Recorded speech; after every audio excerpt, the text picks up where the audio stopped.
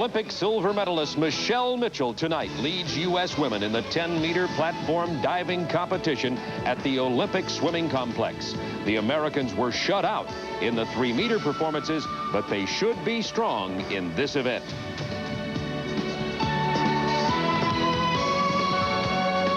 Also tonight, you'll see the continuing story of the U.S. replacement boxers who are trying to turn a sudden trip into a Cinderella story. All that and more tonight on primetime coverage of the Goodwill Games.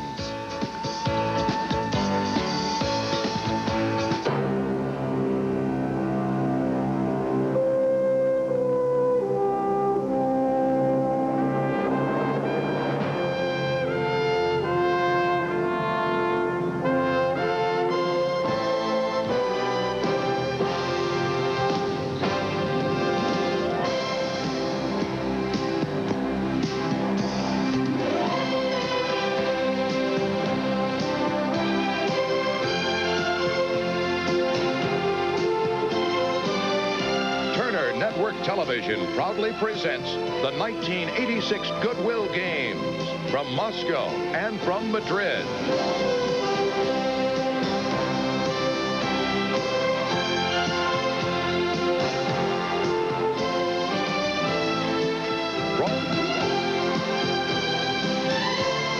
Hello, everybody. Mary Ann Laughlin has joined me now. Welcome back to Moscow and our primetime coverage of the Goodwill Games. The first thing we want to do is recap the great competition in the women's volleyball. It concluded today, and it had a host of stories. One of the stories was the incredible comeback, as it were, of the U.S. women's volleyball team.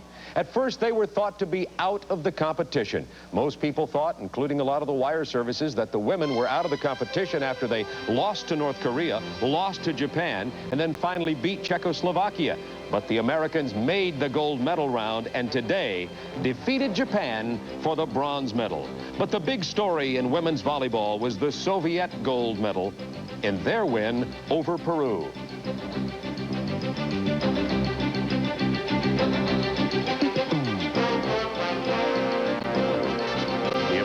Winning the bronze today. The Soviet team proving once again that they are the dominant force in women's volleyball around the world. They play with finesse, they play with style, and they play with power. The Soviets, the gold. Peru, the silver. The United States, the bronze medal. And Mary Ann Laughlin, we have a lot more things on tap tonight on primetime coverage. That's right, Bob. Tonight we have the women's 10-meter platform competition in diving. We have more boxing for you and also water polo. And we'll be introducing you to a new sport, Motoball. It's a combination of soccer and motocross, a halftime show that lasts the whole game long. You can see a little bit of it right there. And you get the idea, folks. It's unusual, but it is fun. So we'll be looking at that tonight on our primetime coverage. What I can't wait for is the world's premiere of Skip Carey as a Motoball The Motoball announcer. expert. Absolutely. And we'll pick up on that in a moment. We'll also go to the Olympic Swimming Complex for 10-meter platform diving competition. Stay with us. We'll be right back.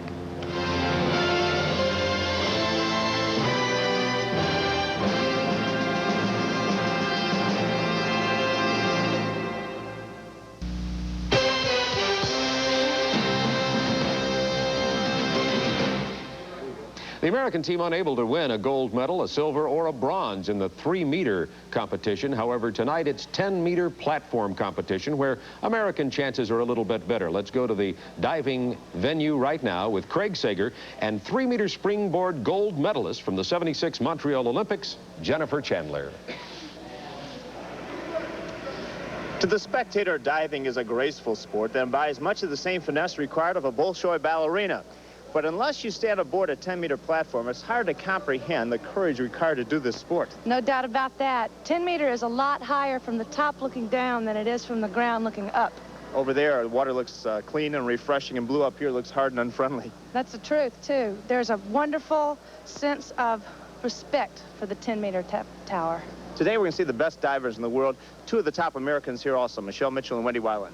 They are both, without a doubt, two of the best platform divers in the world. They have a lot of experience diving in international competition, but the Soviets are facing them with an intense challenge.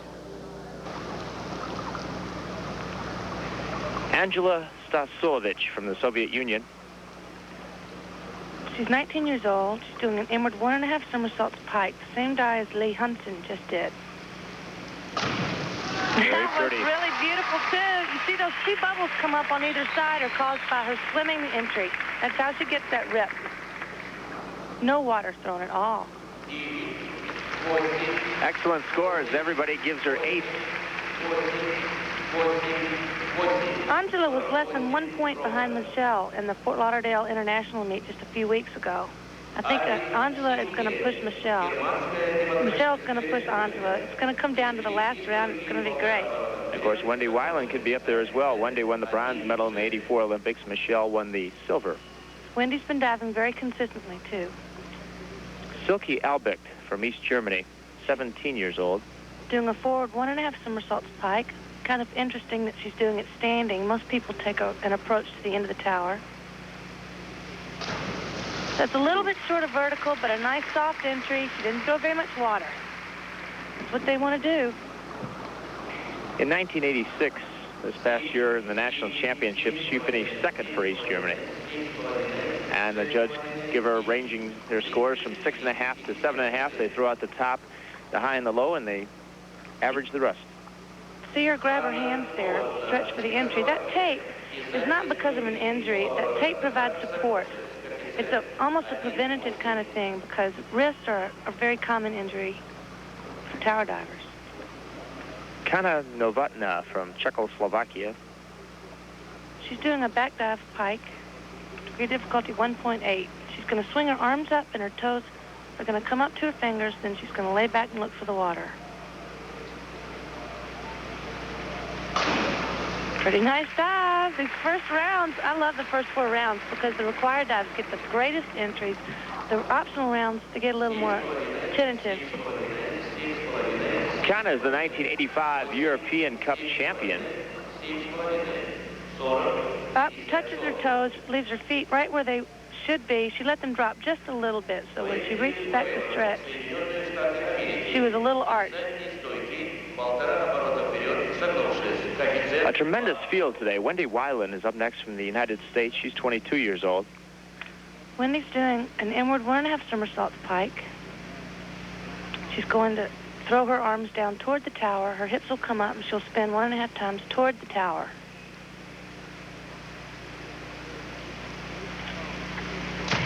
It was a nice dive. It was also a little short of vertical. She threw more water than some of the other girls have been doing. Wendy sometimes has a tendency to start off a little bit tentatively. She's a very, very competitor, boy. When she wants something, she goes for it. I hope she... See her look for the water, line up, leave it just a little bit short of vertical, but it's a good start. And there's the scores for Wendy Weiland, ranging, as you see, from 7s to 7.5. Elke Heinrichs from West Germany. She's won 25 medals in German competition since 1981. She's doing a forward 1.5 somersaults pike also. Also standing. That was a little bit short of vertical. She throws a little more water than some of the other girls do. Elke's 21 years old. To improve her diving, she trained with Mike Brown at the Longhorn Diving Club a year ago in the United States. She said you learn to be picky with yourself in America. In Germany, the coach has to tell you much more. She's not too tight in that pike right there. You want to put your nose right on your knee. She was a little open in the pike. Threw a little too much water on the entry. And you see the scores range from 6 to 7. Up next is Guan Seivatin, 13 years old, from China. Whoa, did you see that entry? You can't even see it. It's absolutely unbelievable. The Chinese women, girls. She's only 13 years old, but they have such an unbelievable amount of talent. Watch as she bows. The Chinese team takes a bow to the audience, well, the people in the stands after every dive.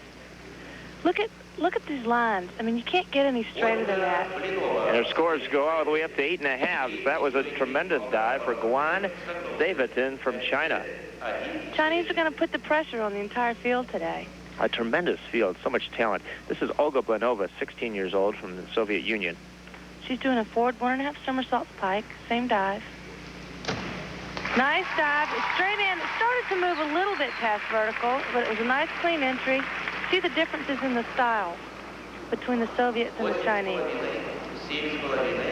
Olga's nickname is Blinchik. It means little pancake because her name sounds like the dessert. She starts the somersault and she has her arms way out, kind of behind her. Different stylistic difference. Pretty much straight in, a nice dive. And her scores, as you see, ranging all the way up to 7.5s and 8s. Michelle Mitchell from the United States, 24 years old, the defending national champion in the 3-meter and 10-meter events. She's doing an inward 1.5 somersaults pike, 2.0. Michelle has been diving extremely well. In the last 2 competitions with the Soviets, she's won 1 meet. And Angela's won 1 meet, and see what's going to happen. It's going to come down to the last dive. That was very nice. She's really up for this contest today. You mentioned the rip entry, saying it sounds like a sheep being ripped. Sounds like cloth ripping. That was definitely your rip entry from Michelle Mitchell. Nice distance from the tower. It looks like her feet are close to the tower, but they're really not. It started to move a little bit past vertical, but she just creamed it on the end. And you see her scores ranging from 7.5 to 8.5 for Michelle Mitchell. And here are the standings after the first round. The leader is Michelle Mitchell from the United States. In second place, Angela Stasulevich of the Soviet Union, and Wendy Weiland of the United States is in third. But a very close competition, and we'll be back from the Olympic Sports Center in a few moments.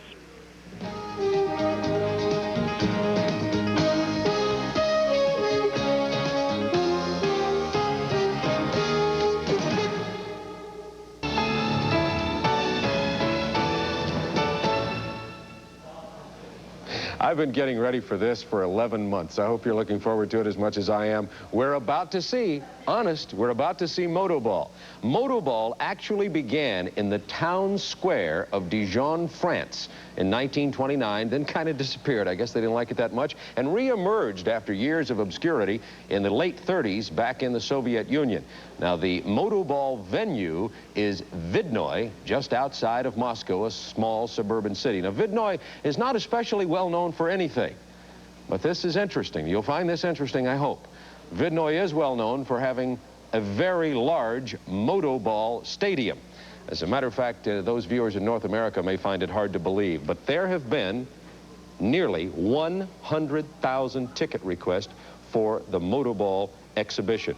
So now let's go to our resident expert on Motoball, Skip Carey.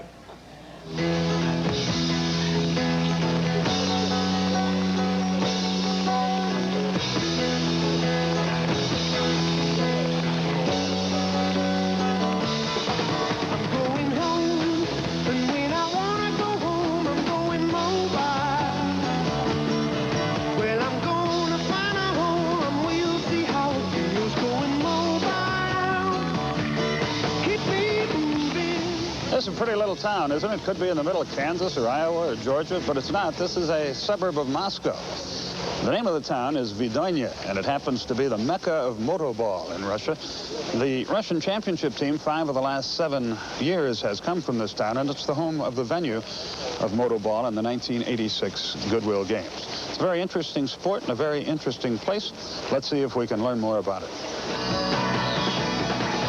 Let's start with the Motoball. You see the little devil down below me. It is a whopper. The motorcycle I'm sitting on is a typical Motoball motorcycle. It weighs between 198 and 243 pounds. Those are the rules. It can't be more than 7.5 feet long. As we go along, we'll tell you about the rules and regulations. A capacity crowd is gathered here. I know I look like even more like an idiot than normal with this ridiculous umbrella over my head, but the reason for it is about 42 degrees in suburban Moscow today. The wind out of the north at 30 miles an hour, and still a capacity crowd is expected tonight. The first of 2 matches between the USSR national team and a team of European all-stars. The Russians have been most cooperative with us. They're very anxious to show this sport to the United States and North America because they are, I think, very confident that once we get a chance to see it, they might be able to export this sport, just like baseball from the States has caught on in Cuba, the Latin countries, and over in Japan. I haven't seen it yet either. We'll watch it together, and perhaps a year from now, your kids, and perhaps you, will be playing Motoball. You can see It's really windy. We're going to have some fun, try to tell you a little bit about the game. But right now, let's blow on out of here and check out some more Motoball. The Motoball, a leather-covered rubber bladder, is about 4 feet in circumference, weighs a little over 2 pounds. The game borrows elements from soccer and motocross. Soccer's field skills and rules are combined with the speed and noise of motocross. In 1937, when the game first came to Moscow, 22 players crowded onto the field. Now it's just 4 field players and a goalie per team, which opens up the field for dribbling, passing, and strategy.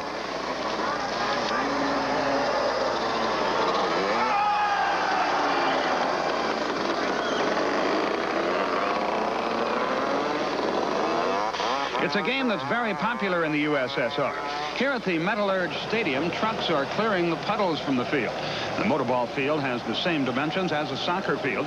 This is one of only 3 paved Motoball fields in the world, all of them in the Soviet Union. This gives the Soviet team a considerable advantage because several of the bikers on the European select team have never played on asphalt. The games last about 2 hours with 4 20-minute quarters, 10-minute breaks in between periods.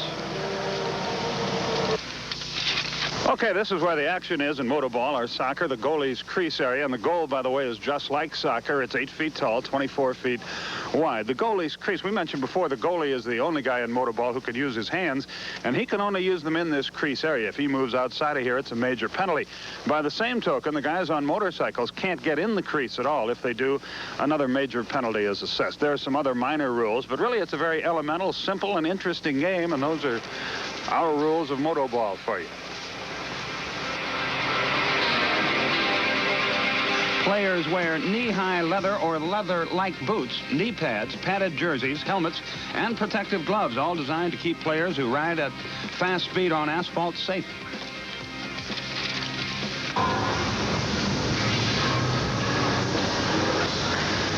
Okay, this is what they call the box here in Russia. This is the chief mechanic's domain where he does his work. You know, in the States we have trainers for athletic teams. Here in Motoball, they don't have trainers, they have mechanics.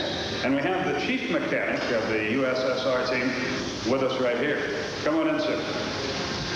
Tell me, how many mechanical difficulties do you have during the Motoball meet? It's, I would think, very hard on the machines. Anything can happen with the motorcycles. For example, the seal nuts can break, or there can be a problem with the frame. We try to be prepared for any unexpected situation. I assume, correct me if I'm wrong, but I think can't you change, if you get one banged up, can't you change motorcycles during the match? Of course. After all, many situations can arise which force a bike off the field. For example, a burned out spark plug, a broken wheel, or damage from shock. We always prepare 12 motorcycles for each game.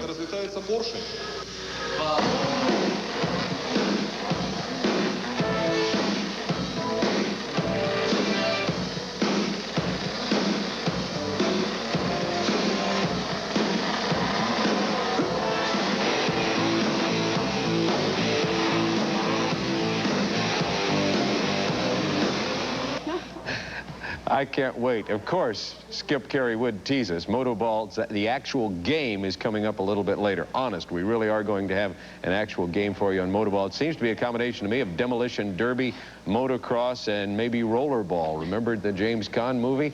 Well, Motoball will be coming along shortly from Vidnoye, or as Skip said, Vidonya. I think Das Vidonya means goodbye. I don't know if that has any relationship to the pronunciation of the town at all. But we're about to go back to 10-meter platform diving, to be serious for just a moment. It's Mitchell of the USA, Stasulevich of the Soviet Union, and Weiland of the USA, 1, 2, 3, where we stand right now. So stay with us, and we'll go back to 10-meter platform diving.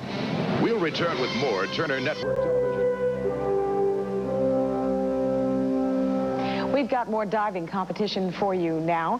Wendy Weiland started diving at 9 years of age because she couldn't burn off enough energy in 5 hours of trampoline and gymnastic exercise. Do you believe that? At age 22 now, only her diving remains, and it is superb. She won a bronze medal on the platform in the 1984 Olympics, and since then she has been increasingly concerned with the amount of time her sport demands. Here's a Goodwill profile.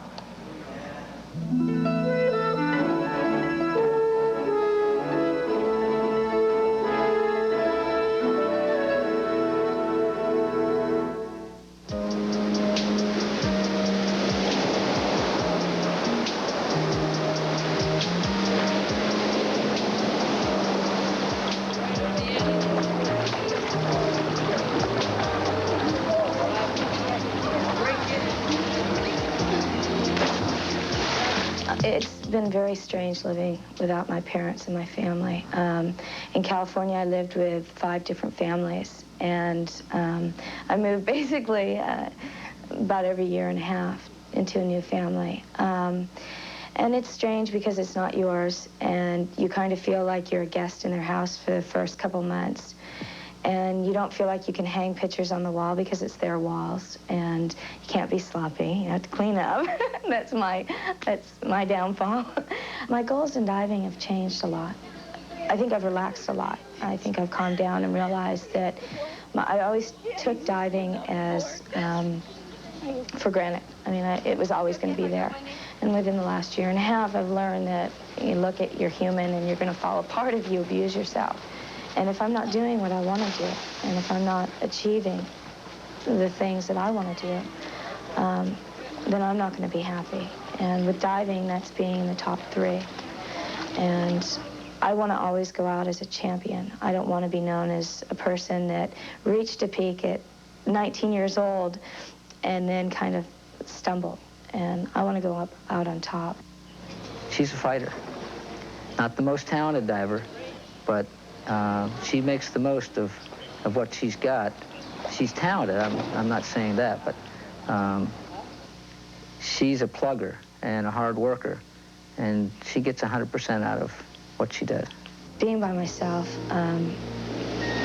has, in some ways, it's been very good. I think I'm older in some aspects, but yet in other aspects where you need a hug and you need a kiss or whatever from your parents, they're not there.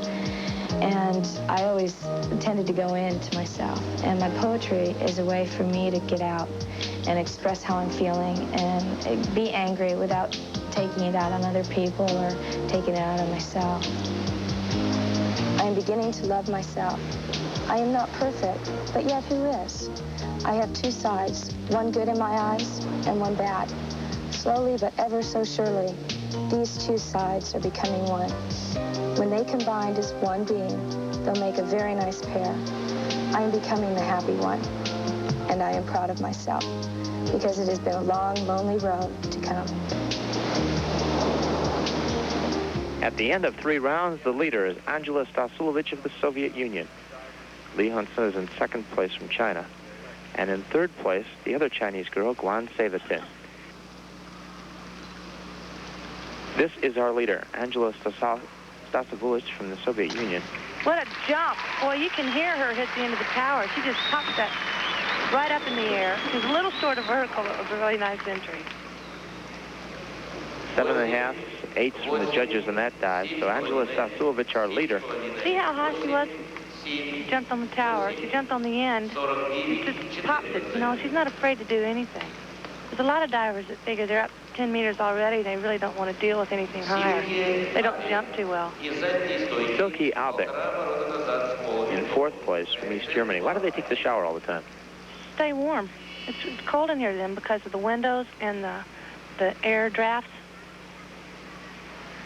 Keeps the muscles warm and loose. Silke is 17 years old. She's doing a back 1.5 somersaults with a half twist. Ooh, very nice. That was nice too. It's a little bit short of vertical, but a very nice dive. Oh, look at her tapes coming off when she's swimming out. 7.5, 8s, 8.5 from judges. That degree of difficulty is 2.1. Well, when she does this dive, she swings her arms up and just kind of looks around and does a 1.5 instead. Just goes forward last minute, lines up a little short of vertical, but a very nice dive.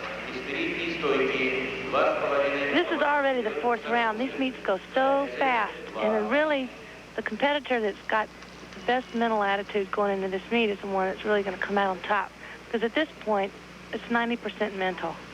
Kana Novotna from Czechoslovakia, forward 2.5 on a pike.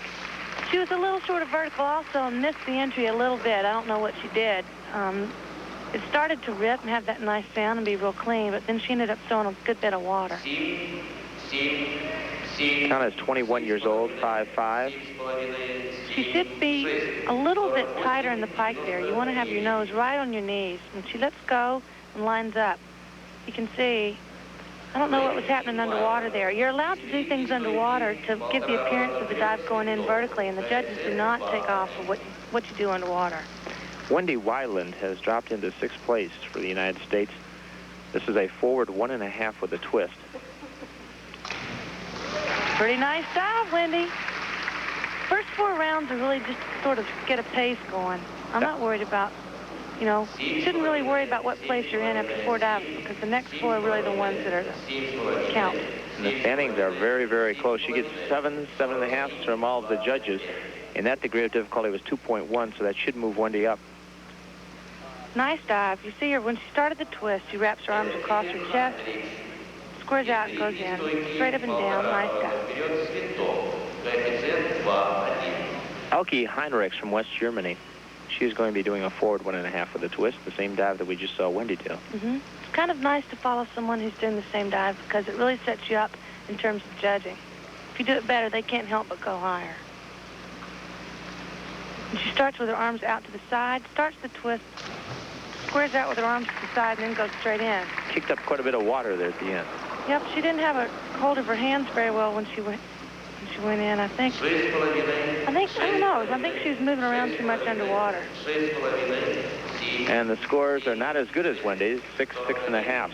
See, she'll cross her arms across her chest, put her arms out to the side to stop the twisting action, looking at the water, getting ready to line up. No, she got her hands. She was just not in line.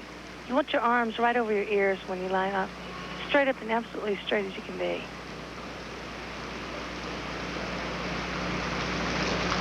Now, Guan is doing a reverse dive pike.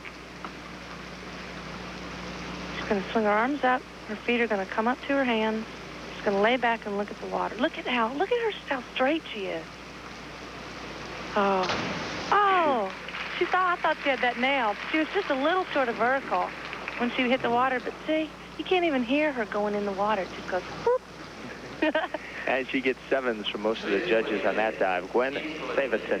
We talked about the girls. The tallest girl in this competition is just 5'5". I guess when you have to do that many somersaults and all, if you have long legs, you don't have as much room to get them through. But that's why I never did any inward 2.5 pike. If I'd tried to do that, I would have landed on the tower from my knees down. Olga Blanova of the Soviet Union. Forward 1.5 somersaults with 1 twist. Nice twist action. A little short of vertical, but a really beautiful entry. Really beautiful entry. Forward 1.5 somersaults with 1 twist. It's really easy to see the differences in style between the Soviets, the Chinese, and the Americans. And she gets 7.5. So what is that difference? And why? Sometimes, well, let's see what she does here. She goes straight into the twist, and then her arms come out to the side to stop the twist. She's looking at the water to line up. The Americans tend to start the somersault first before the twist. Your arms come out to the side, then twist, then out to the side. Michelle Mitchell of the United States doing a back 1.5 in the straight position. This is a beautiful dive for Michelle. She's going to swing her arms up, never move. She's going to stay straight the entire time. Oh, no. Gee, she missed that on 3m2, and that's one of her best dives. She went way past vertical on that. Degree of difficulty is 2.4, very difficult dive. Well, it started off nice. It was moving a little bit too fast for her. And she swings her arms up. Starts the somersault. Right there, she should have been reaching back for the water a little earlier to try to stop the somersault. She went past vertical and through too much water. Got 5.5 from most of the judges, so not a good dive for Michelle. Well, it might be good for her going into the optional rounds. Put a little spark in her performance today. And that concludes our compulsory dives. At the halfway mark, the leader is Angela Stasulevich of the Soviet Union. For the United States, Wendy Weiland is in 6th place. Michelle Mitchell is in 7th. But plenty of action still to follow from the Olympic Sports Center.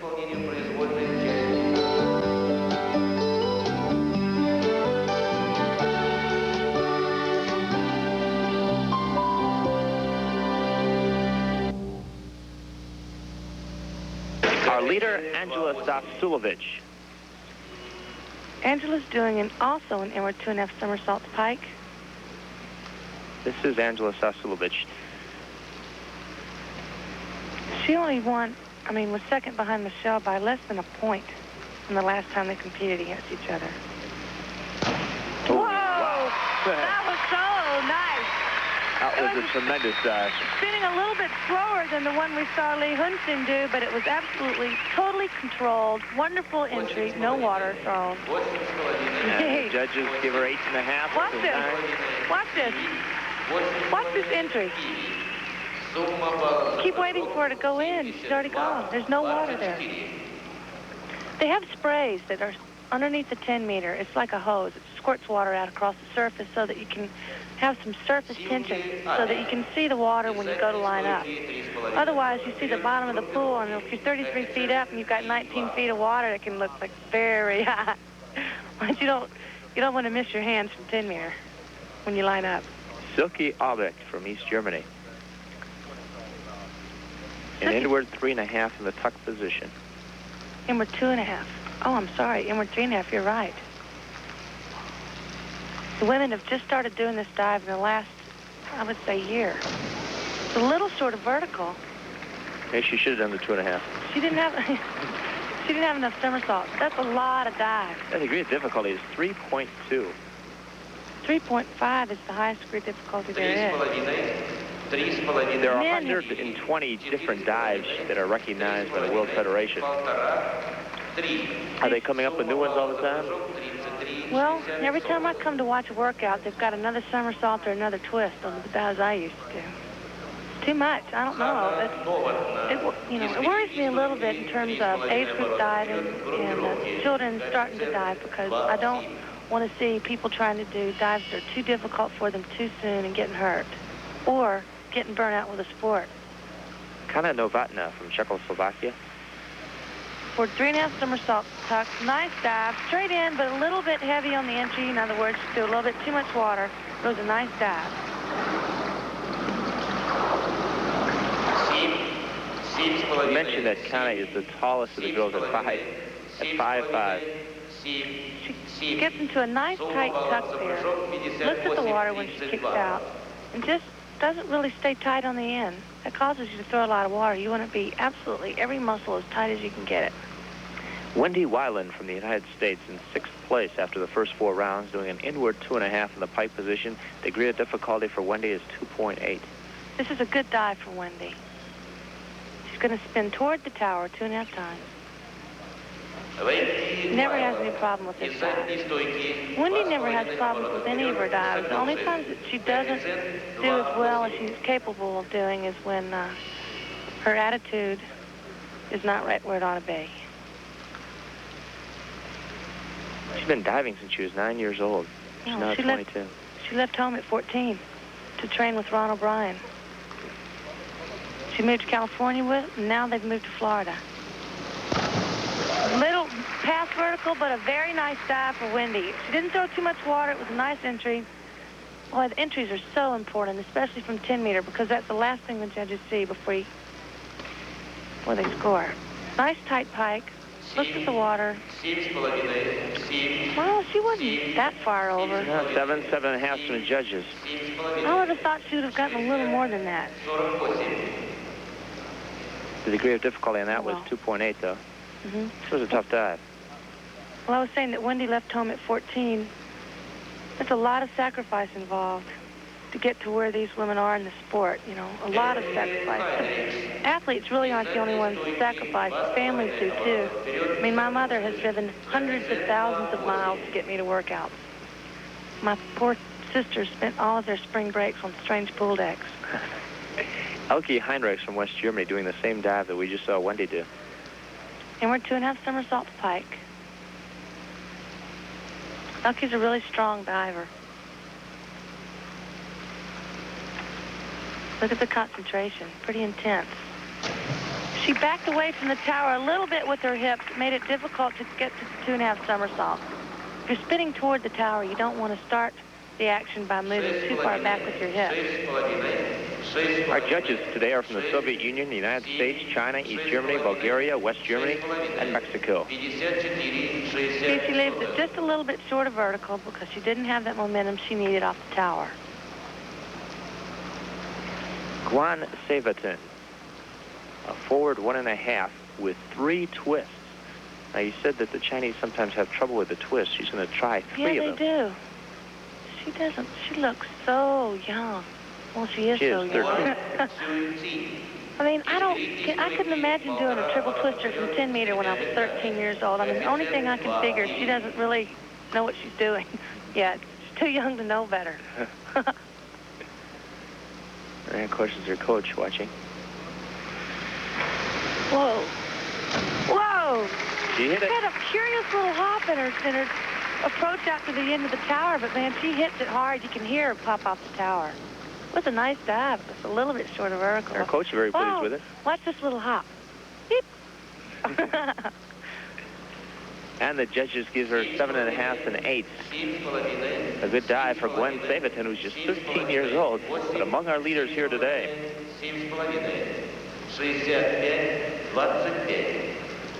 Wow.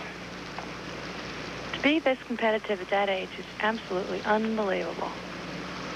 There's no substitute for experience, and she's going to have plenty of it by the time. Well, she may have been diving since she was 3. You never know. I'm sure we'll see her at the next Goodwill Games. Olga Blanova from the Soviet Union doing a back 2.5. Pike position. This is a really hard dive for women to do also. It's really difficult to spin backwards. Get your legs up in front of you in pike position. It's hard to get your legs up on this dive. Degree of difficulty 2.9. Takes a deep breath before she goes. Whoa! Wow! Gee! The crowd loved that one. You can't do that any better.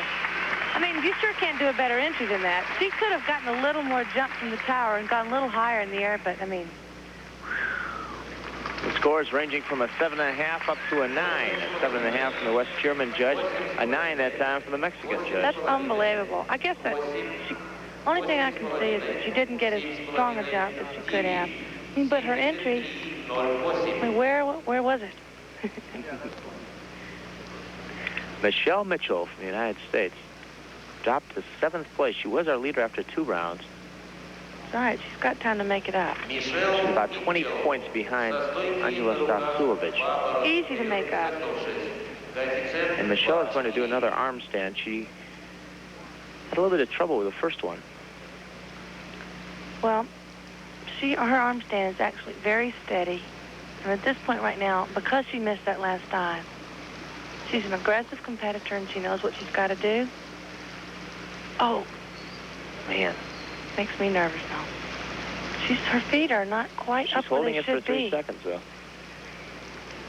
Kip off the tower, line up. That nice dive. Really a nice dive. It scared me, though. Her feet didn't look like they were all the way vertical in her arm stand. I was afraid that, you know, it's hard to get the action off the tower that you need to kip when your feet are a little bit short of where they should be. Scores ranging from a 7 to an 8.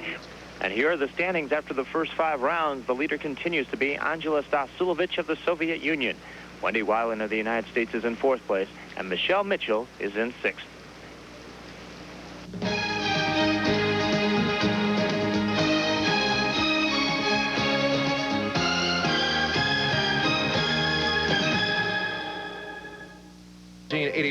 The young woman you just saw with the arm stand double somersault dive is a recent graduate of the University of Arizona and one of the very tough competitors for the United States team. She's 24-year-old Michelle Mitchell, who's in the midst of starting a number of careers away from the pool. She writes regularly for sports magazines, lectures on the mental aspects of sport, and works to publicize the Mission Bay Mako Swim Club, where she trains in Boca Raton, Florida.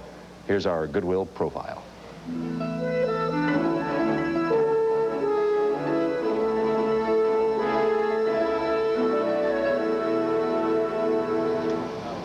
I was a gymnast for 12 years, and really, even though I started diving at age 12, I was really a gymnast that was two-timing as a diver. So I actually started competing when I was in college, and which makes me an even later bloomer, but you're never too old to learn. So I think that the gymnastics helped my diving quite a bit. Well, after 1984, the fall of 85, I guess it was, I went to law school and tried to dive. And I was driving an hour to law school one way and then driving an hour back. So It was hard to decide to quit, but it was easy because I realized that I wasn't bionic and I couldn't do it all. So school will always be there, and I'm not sure whether or not I'll return to law school. But I also know that my diving career is finite, so I want to take it as long as I can. By teaching her a few new dives and getting her in an environment where she was with winners, she realized that she was a winner. She always was a winner. She just didn't realize that. In any competition, anything can happen, and you can never really count anybody out. So I do have more confidence now, but I need to just continue working hard because that's what everyone else is doing.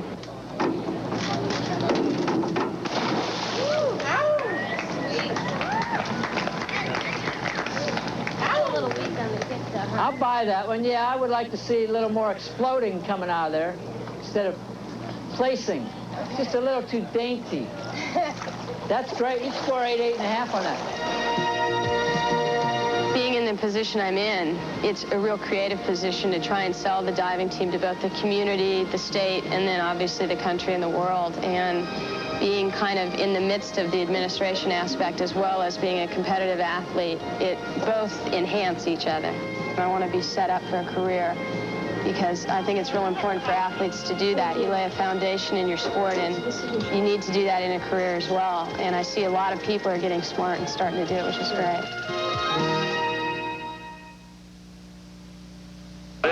The leader, Angela Stasulevich, here in the 7th round, is doing what is called a 614B.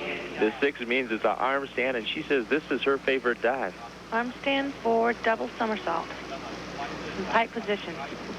It's called a double, even because she's going from her head to her head.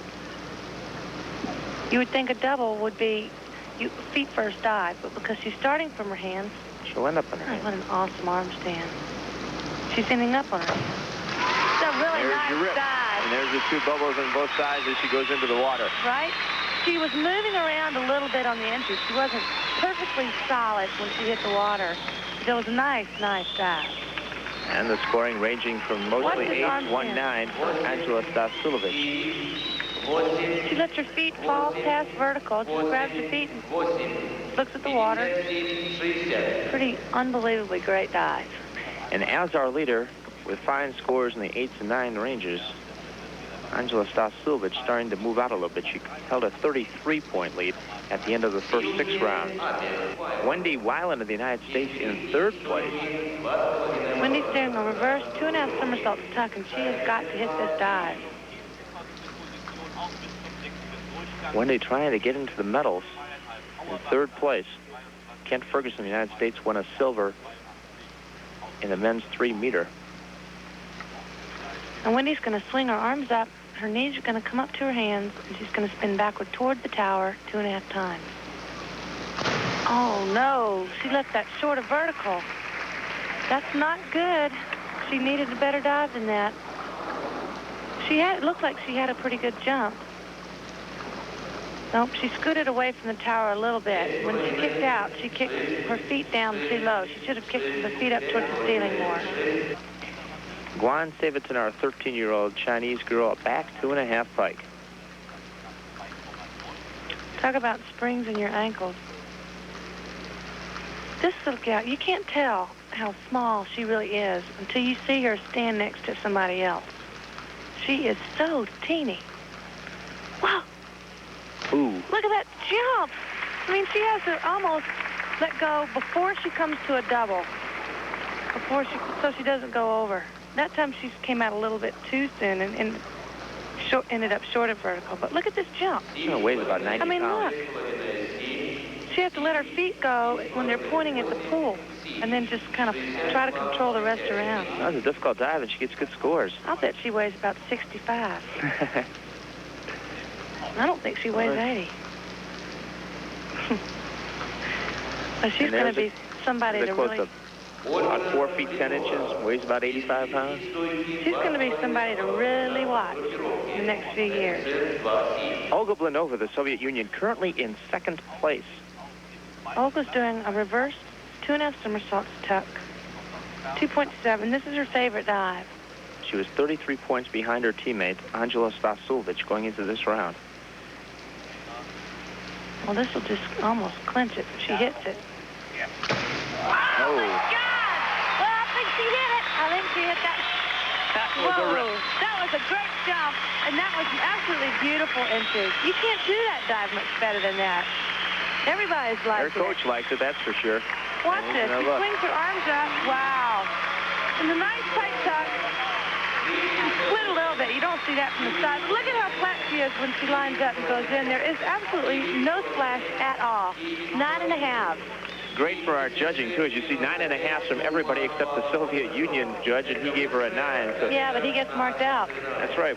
Fair scoring. Mark Cookie. That was so beautiful. Excellent dive for Olga Blanova, the Soviet Union. Oh, boy, that puts the pressure on Michelle. Michelle Mitchell of the United States was only 10 points behind Olga going into this 7th round. But after seeing those scores, she's going to have to hit this back 1.5 with 3.5 twists. This is a beautiful dive to watch. Michelle does this dive very well. It's very difficult, and she hasn't been doing it that long. But she's very confident with this dive. And she should be pretty pumped up right now. When you have to stand on the 10-meter and listen to scores like that and listen to all the people in these stands, we have a great crowd. It's a 4-time All-American from the University of Arizona. Oh. Ooh. Nice dive. She finished that dive very high. It's really unusual for a woman to complete that dive and complete 3.5 twists that high in the air. She didn't have that wonderful lift entry, but it was a nice dive. I'm 7.5. 7.5 and 8 from the judges. I thought she'd get higher scores than that. See, she was, I was thinking maybe that she was a little short or a little past the twist, but it looked pretty much right on to me. I don't know why she didn't Now we can see we've moved up in the scoring, though, because a lot of the girls in that 7th round had difficult times. That concludes our 7th round. Just one round remains. Angela Stasulevich of the Soviet Union is the leader. Her teammate Olga Blanova is in 2nd place. Michelle Mitchell of the United States has moved into 3rd. Wendy Weiland is in 5th. One round remains. It should be an exciting one. We'll be right back. We'll return with more Turner. Angela Stasulevich, the leader, doing a forward 3.5 in the tuck position. She's got to be feeling pretty good right now. Home court advantage, you know. There's her final dive. Oh, no! Did you see the water come flying up after her? Yeah. She went in. That's because it followed her in her part. That was unbelievable. Wow, that was unbelievable. She gets such a powerful jump from the tower. It makes such a great sound when she hits the end. Oh, we got a 10. Our first 10. It goes to Angela Stasulevich, our leader. That is from the West German judge. Nice tight tuck. This is beautiful. Out.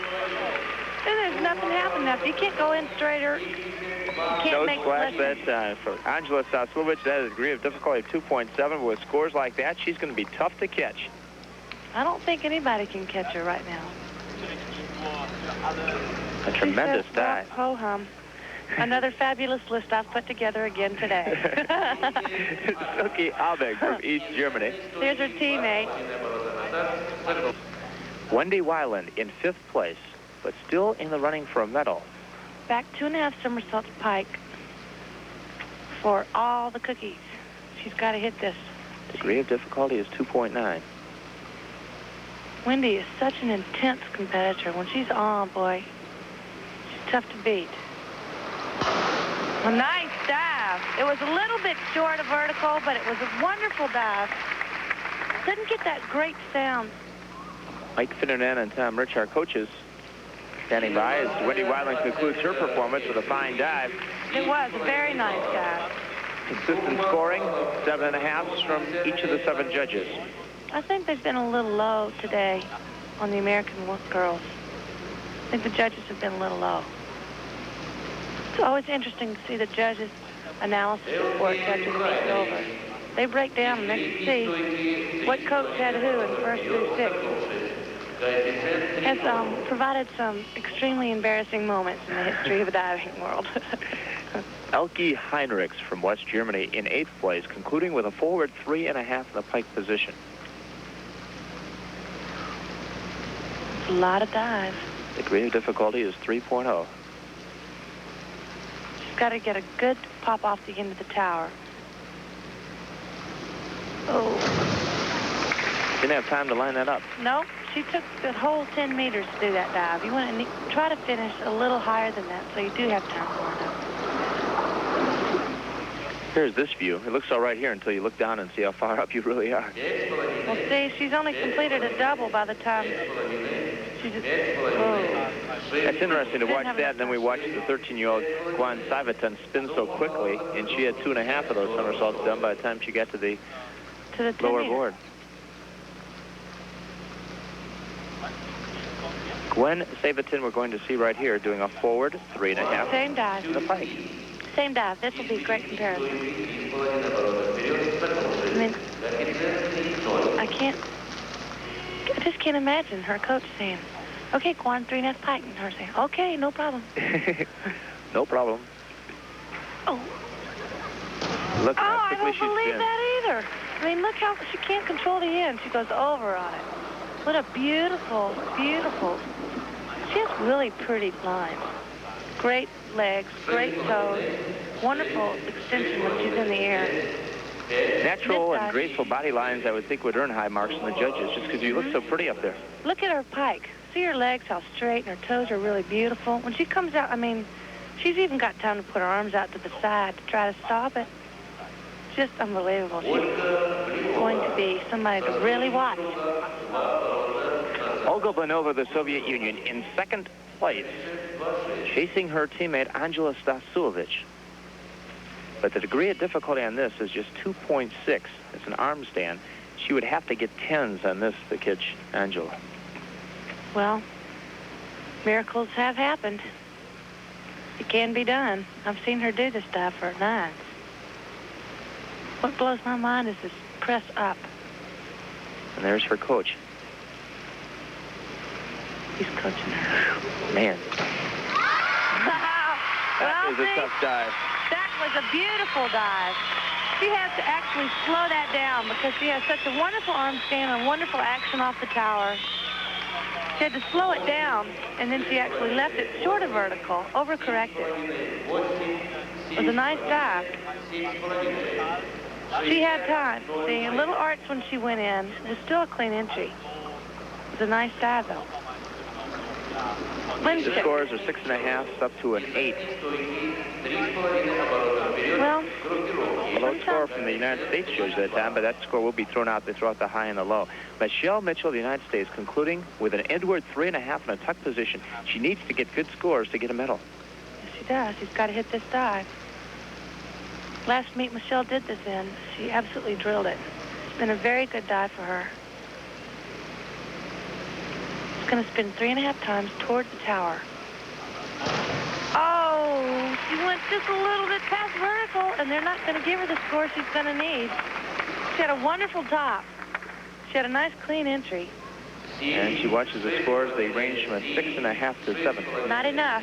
Nice top, really nice top. Finishes it high. You can't stop it on the end. Goes a little bit past vertical. I mean, in this meet, 7 is a miss. That concludes our women's platform competition. The two Soviets get first and second, Angela Stasulevich and Olga Blanova. The two Americans, third and fourth, Michelle Mitchell and Wendy Weiland. So a bronze medal for Michelle Mitchell of the United States.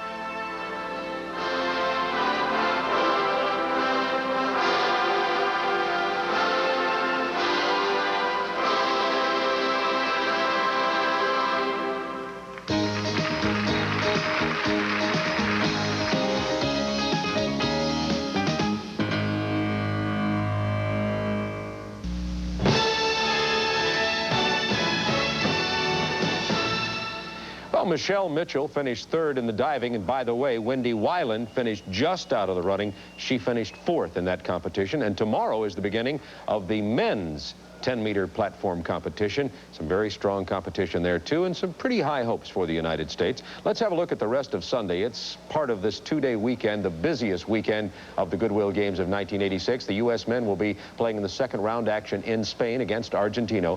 Argentina will also have water polo and wrestling, and continuing on Sunday with boxing, men's gymnastics team competition gets underway, and team handball starts. Then we sail right into Monday. Men's basketball, round 2. Each of those teams in a round-robin situation still, and the United States will play Canada, which is in the United States division in that round-robin of round 2.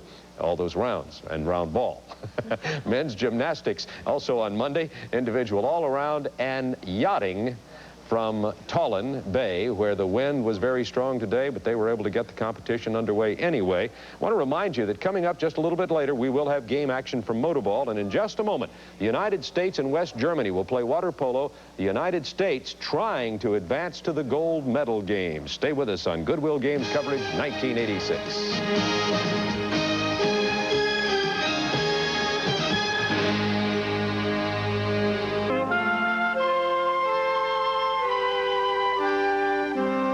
Welcome back to Moscow and the Soviet Union. And the Soviet Union did its part today, Marianne, to set up another U.S.-USSR confrontation with a victory. We got a couple of those going on. You may have been with us earlier today when the Soviet Union defeated Hungary 8-7 in water polo to advance to the gold medal round of the competition. Well, tonight, the U.S. team has the chance to do the same thing. They face West Germany, and if they can pull it off, we'll have the Soviet-U.S. showdown for the gold medal that many people have been anticipating for some years now. John Neighbor and Chris Dorst are ready to call the pivotal game. Here at Lenin Central Stadium, we're getting ready to watch water polo action between the United States of America and West Germany. Two teams definitely in medal contention, but before we go to that, let's take a look at how America has fared so far in the tournament. In their first matchup, they went against the team from Holland, and behind the strength of team captain Terry Schroeder setting 2-meter position, he scored repeatedly and relentlessly against the Holland team. The final score there was 12-5. In the second matchup against Greece, a team everyone predicted to be a doormat, they fought consistently well behind the outstanding defensive measures by Craig Wilson, the goalie, where he stopped shots, including one here on a 6-4 advantage for the Greek team. The final score there 11-5. And yesterday, the United States fought a very good team from Hungary, came out of nowhere, and they were leading. In fact, Hungary was leading 8-7 with 7 seconds remaining until Mike Evans put in an outside shot that scored it for the United States and made the tie possible. So we're watching teams in second and fourth place in the tournament so far. Chris, it always seems like the two teams match up very well. That's right. From the standpoint of personnel, West Germany and the United States have some very good matchups. It's going to be a hard-fought contest. It's the silver medalist and bronze medalist winning teams from the 1984 Olympic Games. Classic confrontation between the European style of play, which tends to be slower, deliberate, relying more on the outside shooting in the 6-on-5, versus the United States, who are going to come out blazing. The counterattack is going to be working. The transition game is going to be vitally important. They haven't been able to crank it up yet thus far in this tournament. Let's hope they can do it today, or else they're going to have a tough time against the West Germans. So with that in mind, let's go right to the action. So as we join action in the water polo competition between West Germany and the United States, we're now halfway through the second period of play. The score is tied 1-1 off of goals by Alan Mouchoir for the United States and Frank Otto from the Federal Republic of Germany. As you notice on the standings, the United States, after 3 days of tournament play, have titled a second position. They're 5 points based on 2 wins and 1 tie. West Germany in fourth position. That was a tough pass from Terry Schroeder over to James Bergeson. If he could have gotten that a little lower and Bergie could have got his hand on it, it could have been a quick goal.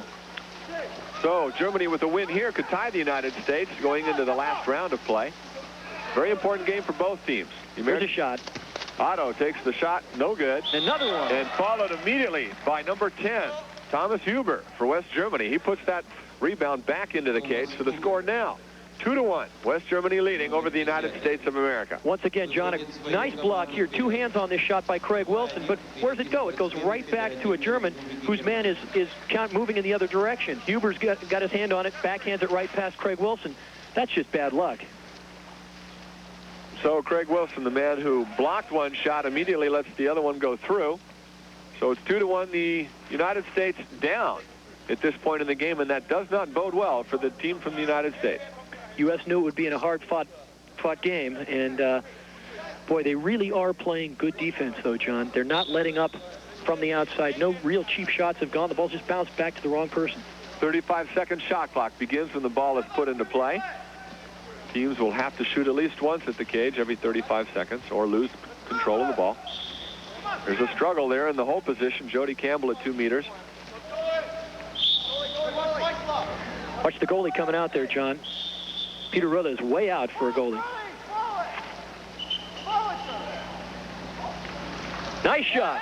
As a pass by Jody Campbell. Really, he just passed it on the water to Mike Evans, and elbow backhanded it. So Mike Evans at the right place at the right time. Oh, they don't. It's not a goal. They don't count that as a goal. The play continues with West Germany in control. The referee must have thought that he didn't put the ball into play appropriately. That's tough luck again for the U.S. Shot coming right into the chest of Craig Wilson. And there's that counterattack again, John. They've got 5, 6 guys going as hard as they can. A couple of Germans beat out of the backcourt. Whether Charlie Harris in the center there can maintain it is another question. Mike Evans with the ball, swimming to the cage, looking for the open man. Doesn't find one right away. Draws a foul. Every time you hear a whistle, that's a foul being called. Gives the man a free throw. Again, the goalie is way out for the Germans. Rilla likes to cheat a little bit, but this is a little excessive. And it's the backhand. Hits the vertical, no good. So unfortunately, Charlie Harris's shot goes wide. Comes back into play immediately. The United States once again failing to capitalize on an opportunity, but rapidly getting back down to defend their cage.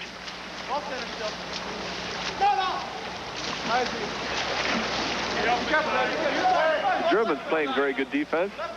As Chi-Hen set for him inside, Doug Burke playing very good fronting defense so far.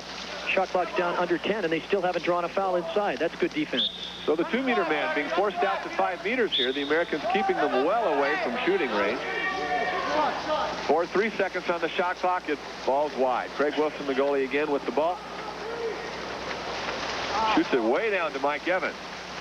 And again, a hard counterattack. That's good. That's going to pay off in the 3rd and 4th quarter, John. Evans with position. Loses the ball. No call by the official. I think Mike was waiting for the whistle that time. Didn't seem to hustle after that knocked away ball. Seems like the Germans are controlling the offense here. United States back on defense. U.S. in white. West Germans in the dark color. The score is 2-1. Germany leading. What the Germans are going to do is use up the 35-second clock. Again, it's a very methodical offense. A little bit here, a little bit there. If they get a good shot, they'll take it. But they want to use every second on that shot clock. We have 1 minute, 11 seconds remaining in the 2nd quarter. USA, West Germany. Score is 2-1. Germany leading. A lazy shot taken, blocked away. There's Teasman. And blocked down by Wilson. Just as the shot clock expired, as you said, Chris Dorst, they used every second of their 35 seconds. Craig Wilson calls Teasman the invisible man. The shot comes so hard. Burke looking for a driver. 2-meter position's been set up. And we have another ejection.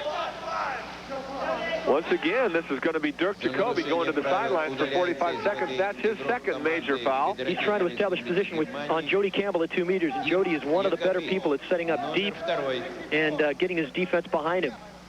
The United States unable to capitalize on the first ejection. Burke with the ball. They need to pass the ball crisply. Shot in and good. Right off of Jeff Campbell.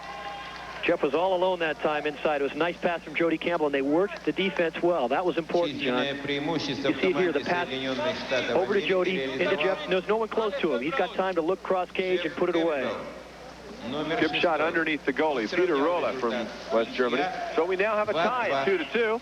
United States and West Germany with 26 seconds remaining in the 2nd period of play. Well, you see the U.S. coming in with three new bodies. You can bet their instructions are to let it fly. Don't let anything hold you back on the counterattack. We got a lot of people to help you out. Just keep swimming. We can expect the Germans to fire an outside shot in the next 19 seconds. And Craig Wilson took a big gamble, came out from the cage and stole the ball away. And we got a free man here. That's Charlie Harris in the middle of the pool. Cross shot. We have 6 seconds in the quarter. The shot's going to be taken. It's going to be Jody Campbell. And it's good. It bounced off the defender and gets in the cage with 2 seconds remaining to play.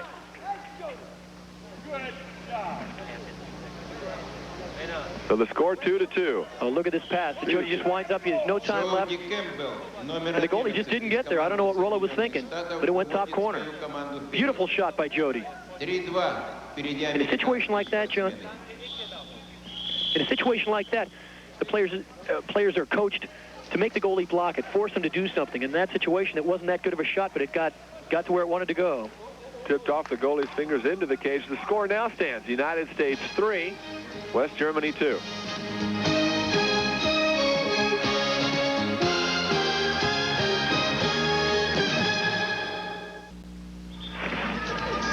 We're getting ready to begin the third quarter in water polo action between the United States and West Germany. The score stands USA 3, Germany 2. The action is fast and furious because even at the halftime, there's only 2 minutes separating the quarters. So the two teams get ready for the sprint to the middle to start off this third period of play. Goals scored by the United States, Alan Mouchouar in the first period, and one by Peter Campbell and Jody Campbell, not related, in the second period.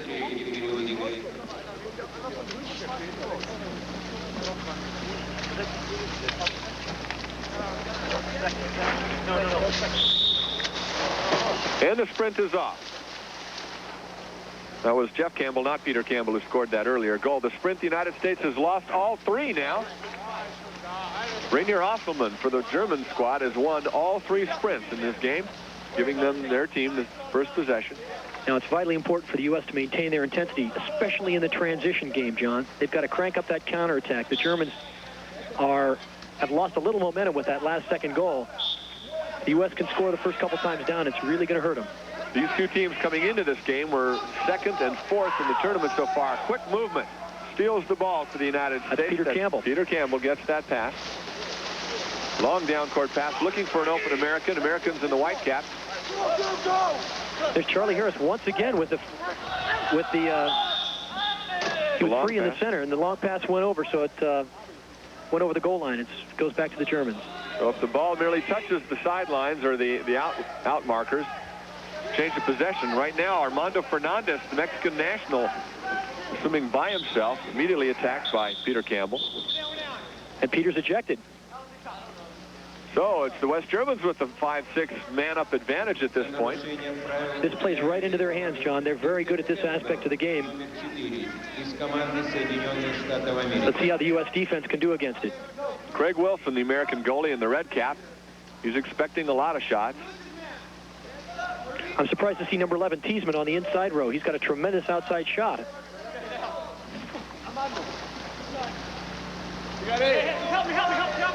Working it to Osselman outside. Lob, he's up and in. Score by number 11, Dirk Tiesman. They put him on the inside for good cause. Got themselves a point, so the score is now tied with 5 minutes and 37 seconds remaining in the third quarter. Dirk Tiesman's shot from inside. I guess that's why they put him in there. He's got nice hands, and he's being clubbed by a couple different guys, but he still gets a shot off low and hard on Craig Wilson. Remember, we're playing round-robin play here, where a victory is worth 2 points, a tie is worth 1. The Soviets are leading in this tournament so far, undefeated through 3 rounds of play.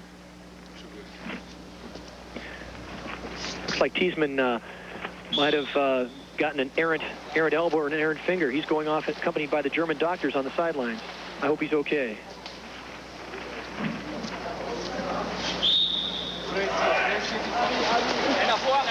Jerry Schroeder. And another ejection. The officials kick out number 3, Frank Otto, for the West German team. He is one of their big guns, big outside shooter. The Americans now trying to convert on a man-up opportunity. And they had the chance and they blew it away. That was Charlie Harris, who threw the ball on the high pass into the uprights. Now, it looked like that pass was a little in front of him, although Charlie was certainly free enough to get that pass. It's too bad for the U.S. The score still tied 3-3. Armando Fernandez with the ball. We said a Mexican national. He married a German, so he has dual citizenship. He gets to play on the national team. Ball stolen away. And the Americans trying to set up the counterattack. That was James Bergeson on that steal, and it looks like they do have a counterattack. There's Kevin Robertson in the middle of the pool, James Bergeson on the far side. Peter Campbell with the ball. Kevin shot taken in it. Ball's good. Yes.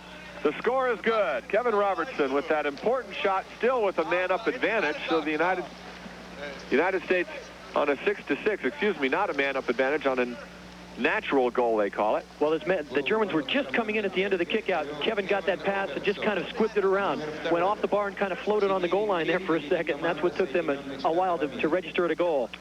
So the score with 4 minutes, 32 seconds remaining in the third period of play is the United States 4, Germany 3.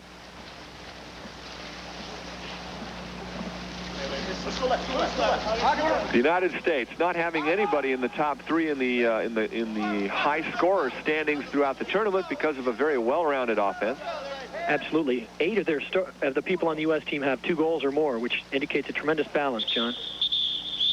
And another ejection. This time it's on Terry Schroeder. That was interesting, John. Terry was a good yard and a half away from his man. I wonder what he might have done. Well, the officials trying to even it up here, perhaps, giving the Germans another 6-on-5 advantage, chance to score on this. Now, the big shooters for the Germans are going to be Otto on the far left-hander side, or Osman with the ball right there. Cross-court pass. Craig Wilson keeping hands up.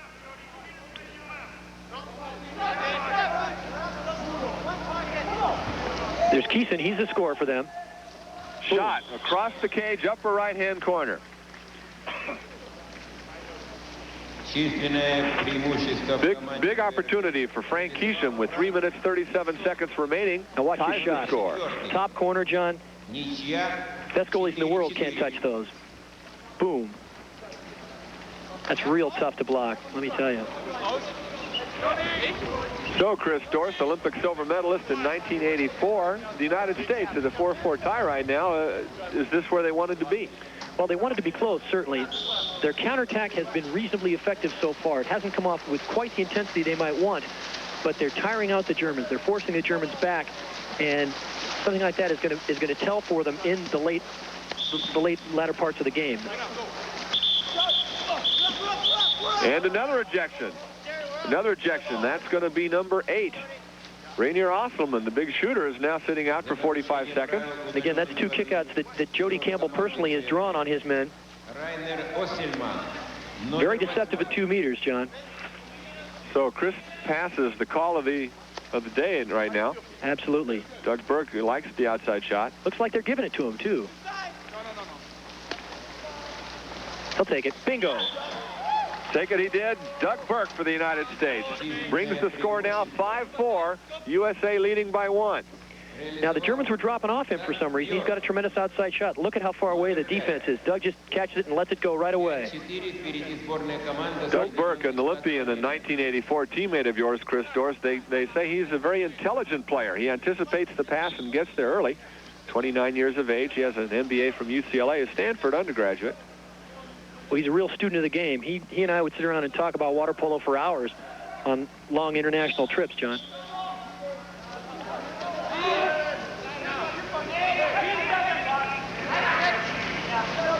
So the German offense setting up distance from the cage.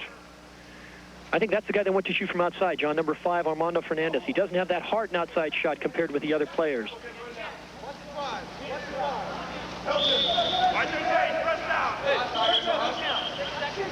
6 seconds on the shot clock, and the foul was called before Stamm got the shot off. And right into Craig Wilson's face, he knocks it away. So the Americans get a chance again with the ball. That was a nice stop by Wilson. It came right at him. Mike Evans out of Vancouver, British Columbia, swimming all alone with the ball. Looking for an open man, hoping to make the pass. Here's the replay. It comes right to Craig, and it's enough for him to recover and get that ball away from Osselman. Ball stolen from the United States by Peter Rula, the goaltender. And that's something they've got to avoid. There was a lazy pass into 2 meters. They've got to control the ball and maintain possession for as long as they can until they get a good shot. Armando Fernandez with the ball again.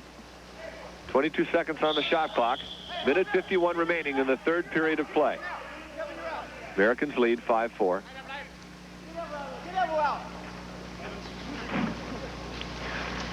Here's the old tie the cap trick, John. It looks like the Germans were a little winded on that last one. Adrian Schervon, a veteran of more than 10 years of international competition, wanted to pull his hat off and get a couple of hard-earned blows in there. There are no official timeouts in this competition, so when the referees call for a break, it gives the weaker teams an opportunity to refresh themselves. The unofficial timeouts. Unofficial timeouts. And Stamm with the ball, backhand. blocked by Wilson. That's tremendous defense. What the defender is doing, John, is hitting Stamm's arm as he comes around. So that slows the ball down, gives Craig a chance to react to it. So now with 1 minute and 26 seconds remaining in the third period of play, the United States leads 5-4.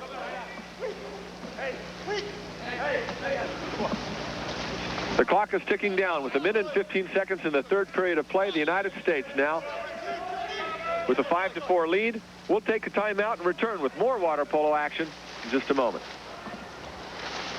The Bantamweight division of boxing competition coming up just a little bit later on our primetime coverage of the Goodwill Games. We'll have action with Americans Bernard Price, Johnny Vasquez, and Parker White. And tomorrow we're going to have even more boxing, but we have a whole lot of other things on the late night show first of all. And on the late night show, we, as usual, will have a guest on. He is our gymnastics commentator, gold medalist, 84 Olympics, Bart Connor. He'll be on late night. The wrestling will be the Soviet Union versus Japan, and we'll continue with quarterfinal action from boxing. Well, we've been talking a lot of Motoball, as has Skip Carey. He is on hand in Vidnoy for Motoball action. Let's go now to our venue. Right after this.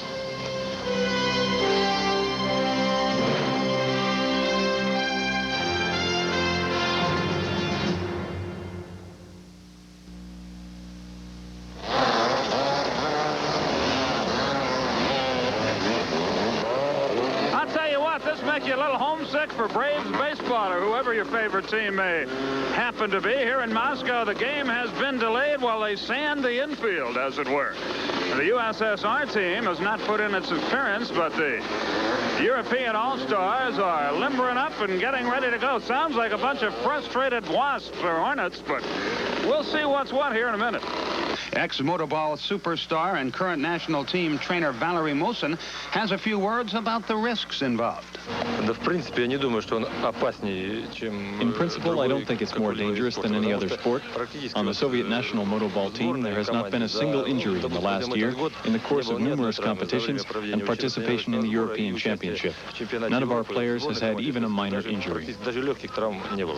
We have here is the Soviet equivalent of a homecoming football game back in the States as the USSR team takes the field. Some of the fans and photographers better hang loose here. The crowd here is very phlegmatic, however. Not much reaction, perhaps because they're all freezing to death. Well, I'll tell you what, it might be cold, but the folks are still here.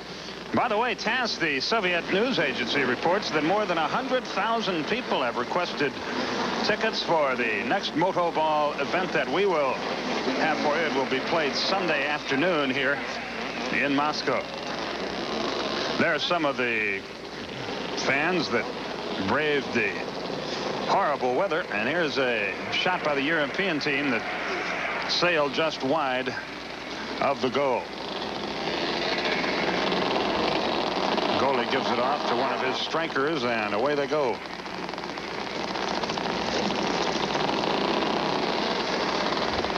Now a free kick will be tried by the Europeans. There's one of the linesmen.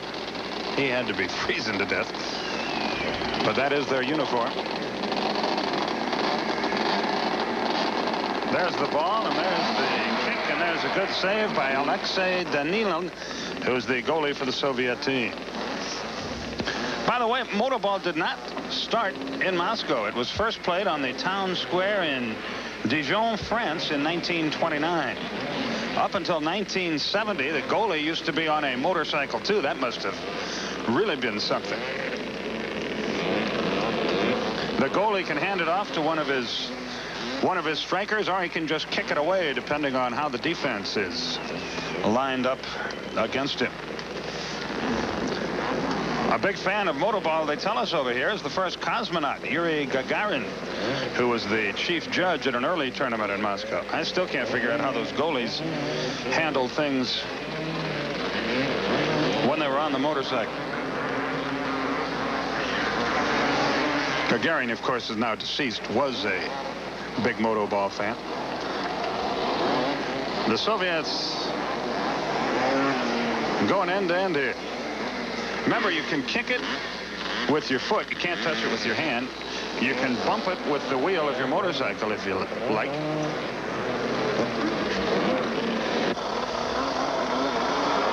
Now the European team had it but lost it. And you're about to see a familiar face. That was our friend the mechanic, Vladimir Serebryakov, who got that goal, and the Soviets broke out on top. And that made it 1-0.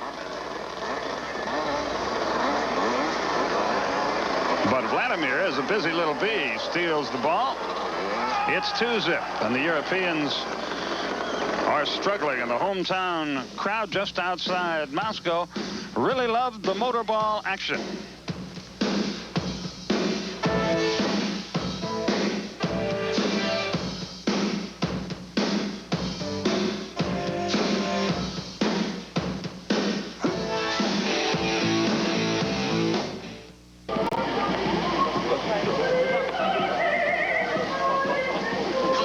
Time of Motoball, and you know I like to eat. It's time for the traditional, right? Can I have a stadium hot dog and a beer, please, Serge? Можно у вас просить пиво и сосиски, запеченные в тесте? There is no beer. No fever. Нет пива. This, whatever it is, this one's for you, folks.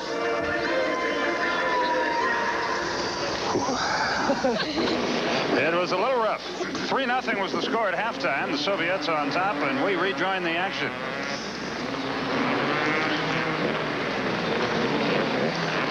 The European team had a good scoring opportunity there. That was Heinz Essig from West Germany. A good save by the Soviet goalkeeper, who was impressive all day long. Alexei Danilin is his name. There was some type of foul on the play that we didn't see or understand. Didn't escape the referee, as you see. The European player will get a shot here.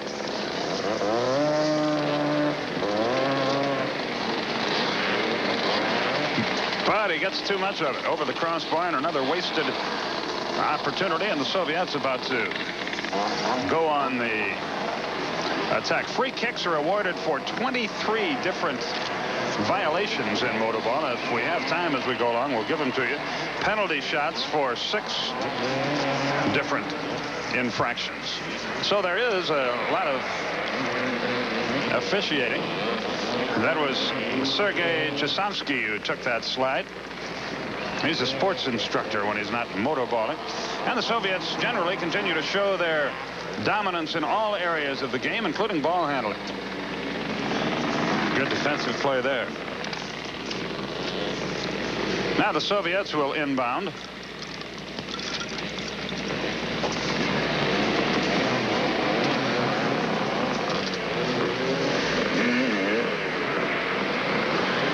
And this is going to work out nicely for him. Great camera work, huh? Bingo. Yuri Aleksinski got that one. European goalkeeper got crossed up there. And the Soviets will go on the attack once again. Penalty shots are awarded in this game if the player enters the offsides area to save a goal. Player other than the goalie plays the ball with his hands. Rough play, hitting the opponent with a fist or foot. Holding or pushing another player or his motorcycle. Attacking player enters the goal area. Penalty shot given at his goal. And 6th and finally changing the goalkeeper without permission. Those all result in penalty shots.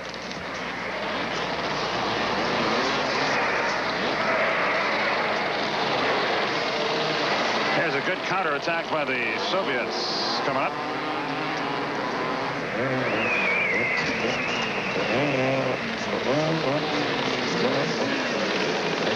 There's a great save by Rolf Sucht. He's a lorry driver when he's not motorballing. And the end-to-end action continued. We said 23 different ways that free kicks can be awarded in the game. There's Sucht again. Tell you what, I'm going to shut up for a minute and let you watch what's going down, and you can decide whether or not you like it. I know you'll like the fact that I'm shutting up.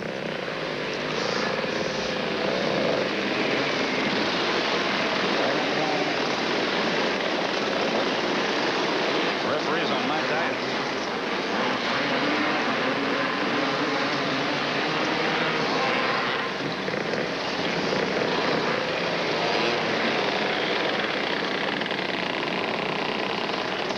I didn't see anybody run out of gas at any time during the whole afternoon.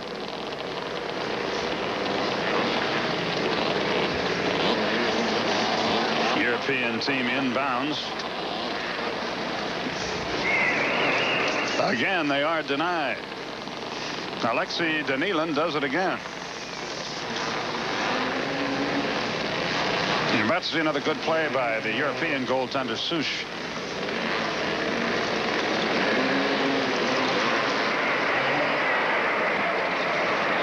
There's the good play by the European goalie.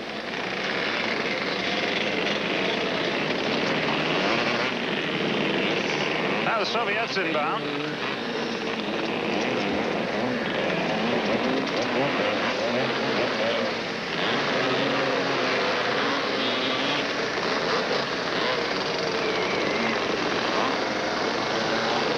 And I think, well, let's see what happens here.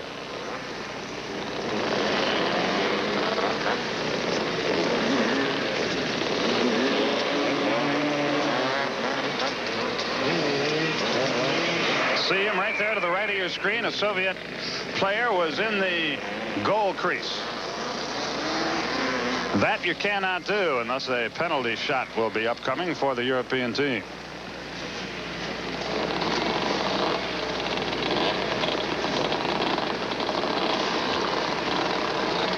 Here comes the penalty shot for a motorcycle appearing in the goal crease. Edmund Mers will take the shot, a 21-year-old West German for the European team.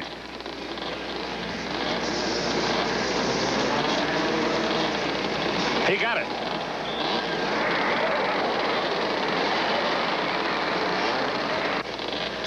So the Europeans get on the board, and maybe that will inspire them for Sunday's Motoball match.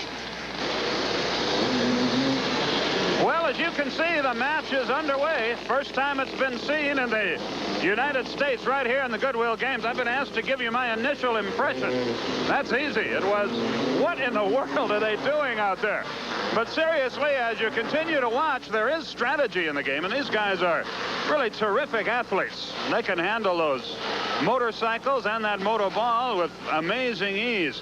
This is just sort of a sneak preview. Later on in the Goodwill Games, we're going to give you a much longer and in-depth look at what is really a very interesting sport. The weather here has been horrible today. As a former great Soviet motoballer used to say, his name, by the way, was Ernie Banksinski. He said, let's play two, but they decided one was enough, and we'll let you know more later on. And I'll tell you what, if you've got a bookie and can get a number on the game that's coming up later in the Goodwill Games, my advice would be take the USSR and give the points.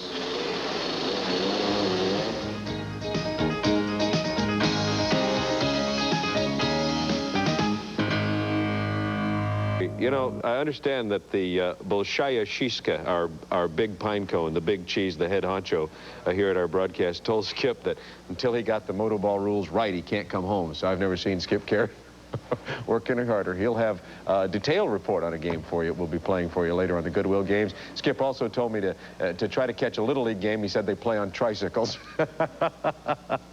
In a moment, we're going to be rejoining water polo. Matter of fact, why don't we do it right now? The United States has an opportunity to go into the gold medal round if they can get past West Germany. Let's go back to the water polo venue. John Neighbor and Chris Dorst.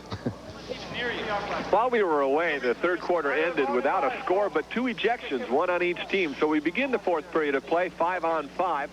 Sprinting for the United States is going to be Kevin Robertson. Osselman, who sprinted and won the last three, is going to sprint again for the West German squad. The score is now 5-4, America leading. Fourth period, 7 minutes in duration. The United States has lost each of these sprints. Possession is very important here because their man was ejected 17 seconds after the German, so it's going to be at least 17 seconds of a power play after the German comes back into action. I know it sounds confusing. West Germans win the sprint and set up their offense. Fortunately, the men come back from behind their own goal, so if we're on defense at the time when Mike Evans comes back in, he'll have a shorter way to swim than his counterpart on the German team. That's Thomas Huber in the hole, being defended by Terry Schroeder. What we want to do is see the clock keep moving, keep that the opportunity for Mike to get back into the game while the Germans eat up the shot clock. 6 seconds on the shot clock. Shot's going to come in now. The man takes it, bounces over the cage. That was Adrian Shervin, the man who was ejected late in the third period, comes back into play in time to shoot a shot wild. And that's good news for the U.S., so they can go down and set up their offense. And the American, Mike Evans, comes in off the bench now, so it's 6 on 6. United States having a chance. Tying it up, Schroeder with the ball. He gets leaned on heavily. It's a 4-meter shot. 4-meter penalty shot. The penalty called against number 5, Armando Fernandez. He attacked Terry Schroeder in shooting position, so the Americans get the penalty throw. Penalty shot from 4 meters going to be taken by Kevin Robertson. That was Fernandez, both hands on Terry Schroeder's shoulders. Shot blocked immediately, recovered, hit over the cage. So Robertson taking 2 shots at goal, scores on neither of them. Peter Rolek, the goalkeeper, getting credit for that, both those saves. Notice that time Kevin didn't go to his spot, low to his right. Maybe he was thinking a little bit too much about where he wanted to put the ball. Oh, I'm sorry. He did go to the same spot. He was just a little high with it. But the U.S. does have 35 seconds to shoot the ball. Great second effort by the German goalie, Peter Rolek. Don't expect the referees to pay off much the U.S. does here. U.S., according to them, has had their chance to score. Schroeder now fighting for possession and control at 2-meter spot. Going to pass it out. Americans setting up on the outside. Alan Mouchouar with the ball. Draws the offensive foul. So we have a turnover here, and the officials giving it to the West Germans. Like I said, John, after the U.S. had had so many opportunities to score the ball, the referees weren't going to help them at all. Rainier Offerman had a good drive up the middle, but he didn't receive the pass. Shot outside, blocked away by Craig Wilson. Tremendous block by Wilson. He's on his game today, John. He hasn't made any of the mental mistakes that he might have made yesterday. This is a good sign for the U.S. They're going to need every bit of defense. If, as you say, Chris, the referees are through giving the breaks away. Well, they're not through. Wait till the fourth quarter. Or later in the fourth quarter. We're now with 5 minutes, 43 seconds remaining in the game. American defense pushing the Germans way outside. Here's Stamm bending around, trying to get that backhand off. Blocked again by Wilson, but it tips the outside marker, so the Germans have the control of the ball and 35 seconds remaining on their shot clock. As soon as Stamm gets his hand on the ball, John, he's trying to go around with the backhand every single time he touches it. Peter Campbell defending Otto in the hole. Kevin Robertson backing off onto Otto because Fernandez isn't that good an outside shooter. German offense distant from cage. Foul call. That's good defense. 16 seconds on the 35-second clock. That's as good as it comes. There's 2 fouls on the hole, man. The switch is imminent. Wide pass blocked and tipped to the goalie. So the United States gets a break there. Craig Wilson with the ball, looking for an open man downfield. Looks like the U.S. has a free man coming out of the backcourt, but the Germans are very good at stopping those, at switching over on defense. So the quick break not available for the United States. Ejection now. Ejection on number 3, Frank Otto. That's his second big-time foul in this contest. That's not Otto out of the game. That's Thomas Huber. Thomas Huber, number 10 for the West German squad. He'll sit out for 45 seconds. Americans man-up opportunity. But that's where that counterattack comes in handy, John. They were trying to grab to slow things down there at the very end. Americans not very fortunate on the counterattack so far. Allen's got that near side lane with the goalie. Pass was blocked, recovered. Underwater was the call by the officials. Well, that's the kind of thing that if the U.S. can't put the ball in on their own, the officials aren't going to help them out at all. So the United States being given 4 man-up opportunities. They converted only 1 of them. A dismal showing by the American team. That's in the second half. American squad only converting 1 out of 4 power play opportunities. They cannot do this and win the game.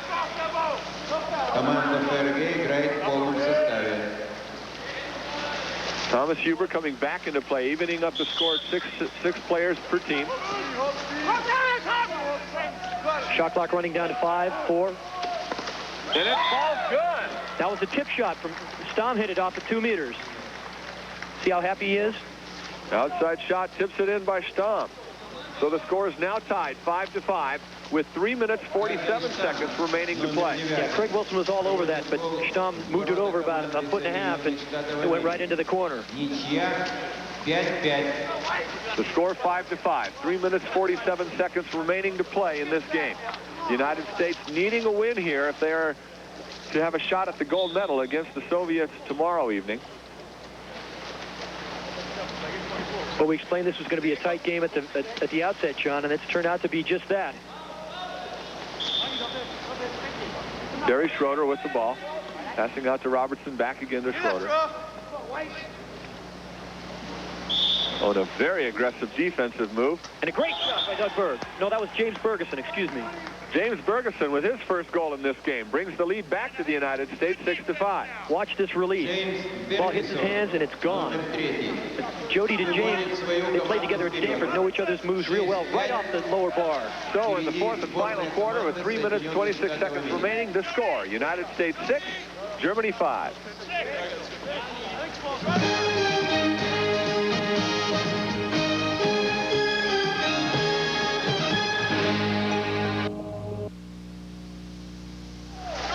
We rejoin the action here in the fourth quarter. 3 minutes 8 seconds to play. The score 6-5. United States leading over West Germany. Right now, Peter Campbell swimming downfield with the ball. Americans in white, Germans in black. Schroeder setting up 2-meter position, struggling with the players, and he loses control of the ball.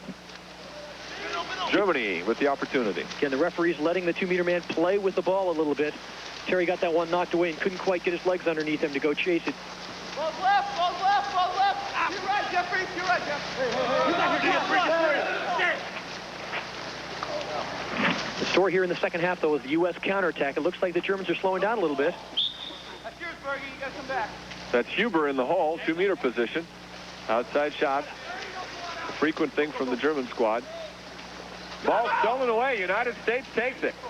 So with 2 minutes 15 seconds remaining in the game, 33 seconds on the shot clock, the United States has another chance to extend their lead to 2. U.S. can't complain about the referees, John. It's being called very consistently on both ends. Campbell with free the man. Ball. All alone in front of the cage. Burback bounced it in. James Bergeson gets his second goal in the period. 2 for Bergeson so far in the fourth quarter. The score now goes 7-5 America. I've got a sneaking suspicion his defender was being hung on to on the other side. James was just too free in front of the cage.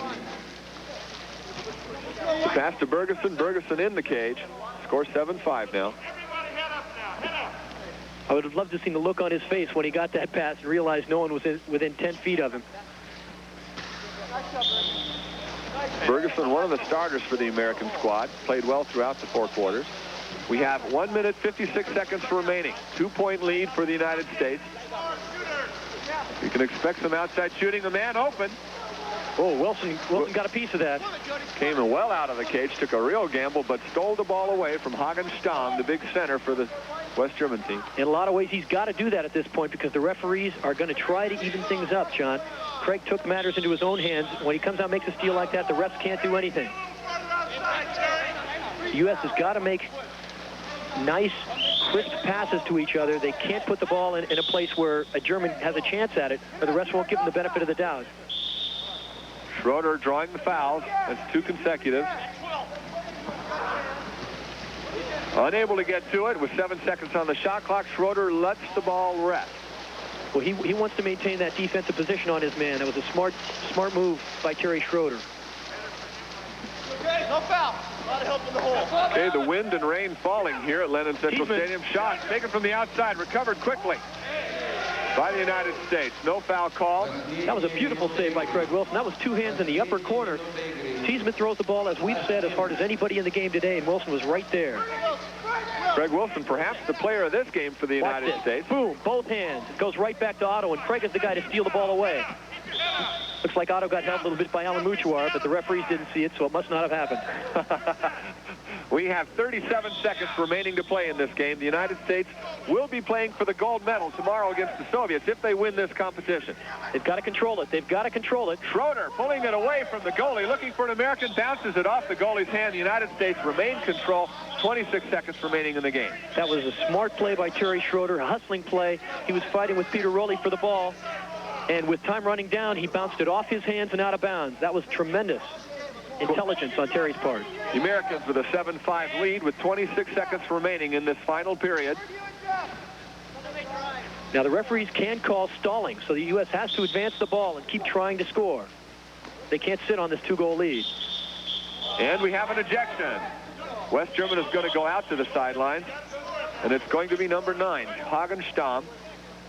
That's a break for the U.S. I wouldn't have expected the referees to do that, but he must have been doing something something awfully visible in at 2 meters trying to guard Jody Campbell. Shot taken, no good. 7 seconds remaining in the period. We're going to see a desperation shot here. And once again, Craig Wilson with the stop. So, the final score, the United States 7, the team from Germany 5. America will be playing for the gold medal tomorrow night in their game against the Soviet Union.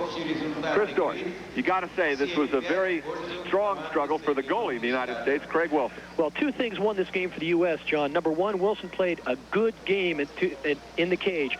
Nothing went through that shouldn't have gone through. He was all over some of the better shots they had from the outside. Also, the counterattack. We first saw the counterattack coming into play in the first half. It paid off in the second half, like the U.S. has tried to do in past tournaments. That's what's going to win them the gold medal for them to have any chance tomorrow against the USSR.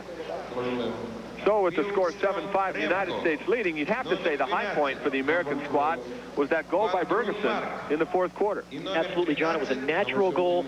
Bergie hooks up with Jody Campbell at 2 meters. You see the pass. It's almost a blind pass from Jody. Hits him right in the hand, and it's gone as soon as it's there. James has a tremendously quick release. You see it there. Ball kisses off the bar and into the low corner. You can't ask for anything better, and I think that broke the Germans back. And then Bergeson came on to score an additional goal to put the Americans up by the margin of victory, 7-5. Forcing this competition to go to a gold medal game against the Soviets tomorrow. And we'll be bringing that to you from our Goodwill Games telecast tomorrow here at the water polo venue. So for Chris Dorst, I'm John Neighbor. So long from water polo.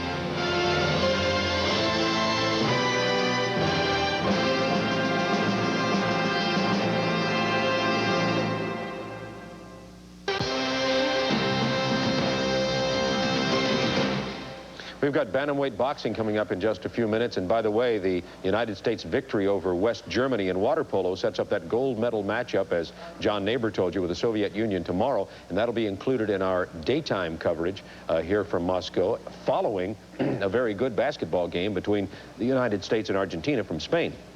As we've been bringing you coverage of the Goodwill Games, you hear us mention the name Lenin often. Lenin Central Stadium, Lenin's tomb. I remember my first visit to Moscow. The most chilling and moving moment at all, perhaps, was the changing of the guard at Lenin's tomb, and I think most people who come in from out of the country would say that. Stuart Laurie, who's been the CNN correspondent in Moscow for 3.5 years for now, and the bureau chief, is with us. Stu, it's great to have you with us again.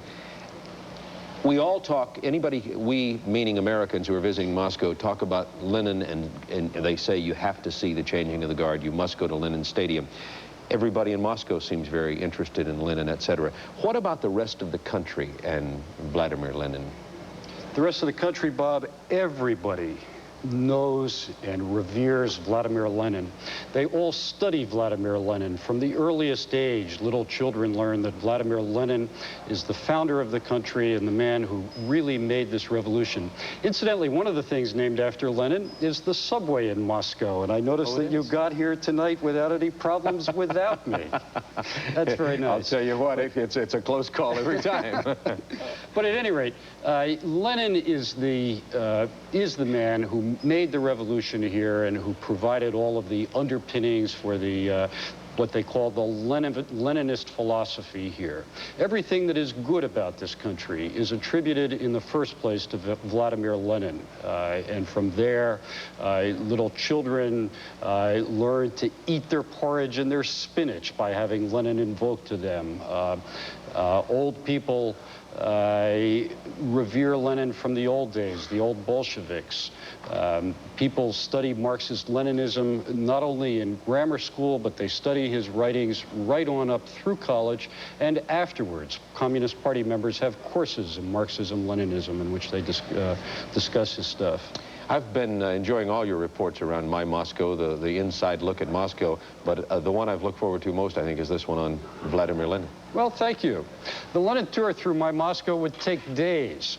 There are 127 places in this city marked where he spoke, lived, held a meeting, or otherwise did something significant. They pay a lot of attention to Vladimir Lenin here.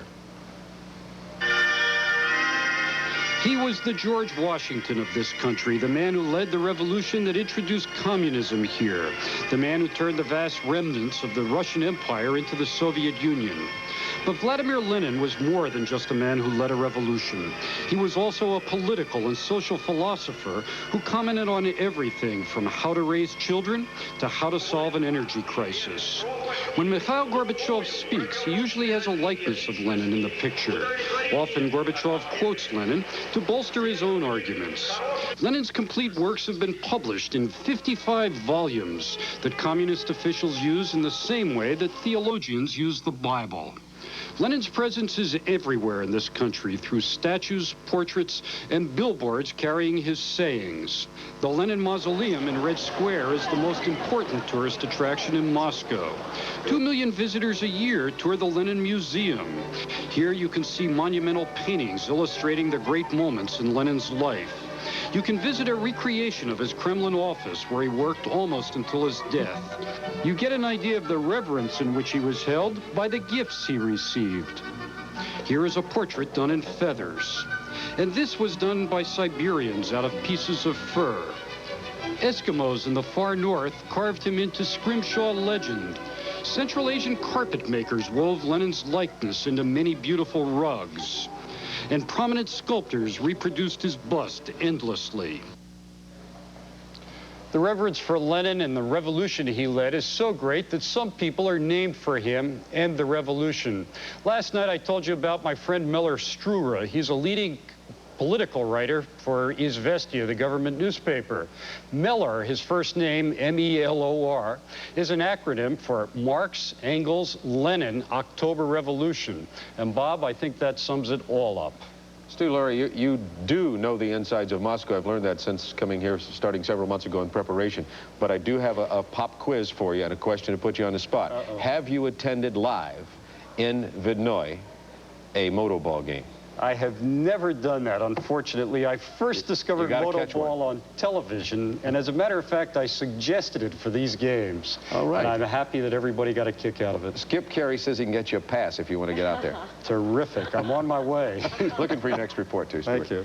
We'll be right back in a moment with Bantamweight boxing. Johnny Vasquez will be in action for the United States. Stay with us. Good. Okay, another bantamweight fight from North Korea. Chi-Hen Kim from the USA, Johnny Vasquez. Grigory Vashanov of the Soviet Union is scheduled to be the referee.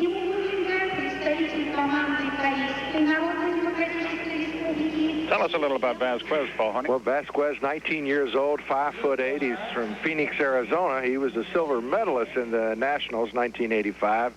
And in Reno, he lost a quarterfinal match to the eventual world champion. He's supposed to have a big heart. He tries. He's raised by his aunt and uncle back home in Phoenix. Works in a Mexican restaurant there. And fine fighter. And this is, of course, a quarterfinal match. Bernard Price, his teammate in this division, the bantamweight, has already moved on to the semifinals. So we've got a pretty good shot for a medal if Vasquez can get by this. Vasquez is the favorite. Chi-Hen Kim, on the other hand, the North Korean, he's been boxing for 8 years. You can see from the left side. He's 75-20, supposedly his record. Why do you say supposedly? Well, you never know about these records. I think they asked a lot of the boxers what your record is, and they volunteer a lot of this information.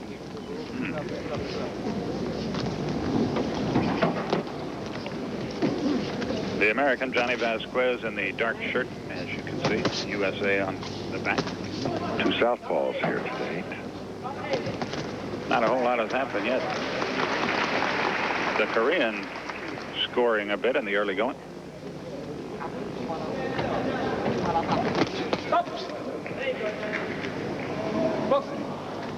A caution is issued to Johnny Vasquez. He is not one of the replacement U.S. boxers. He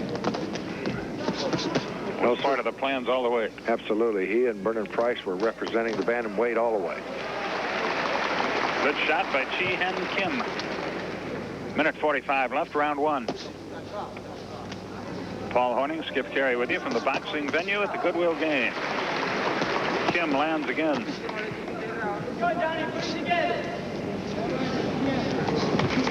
Vasquez scores to the body.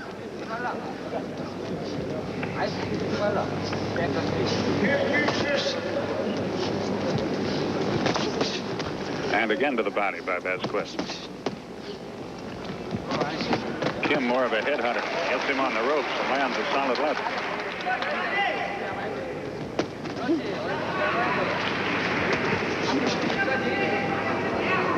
A lot of missing going on. Yeah, Vasquez missing a lot of his punches, Skip.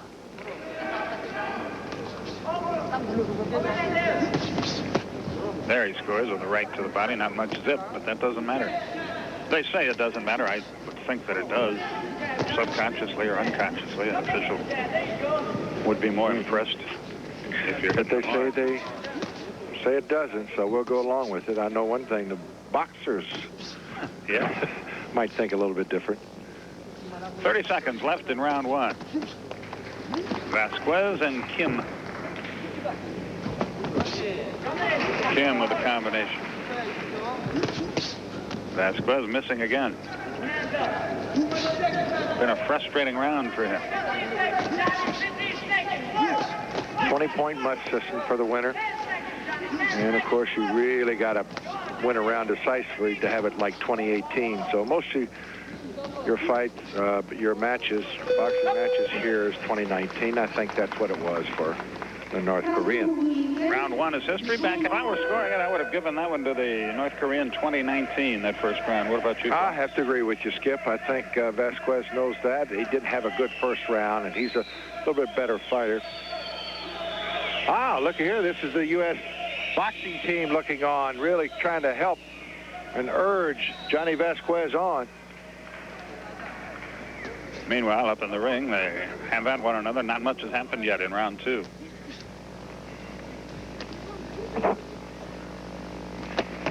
He's switching from the left side. Now he goes back to the left side.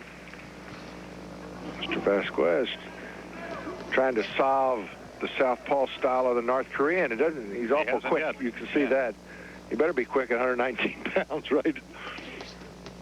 Again, Kim scores to the head with a couple of shots. And a good right to the body.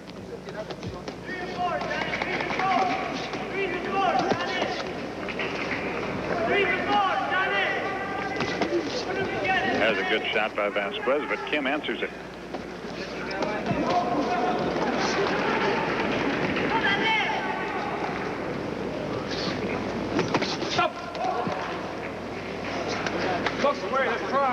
Vasquez gets a caution. And lands a good left. But Kim comes right back at it. Vasquez digs a right to the body. He's trying to force the issue a little bit now, Skip. Left to the body by Kim lands. Left to the head by Kim. And another. Vasquez is just missing. He's just off the mark.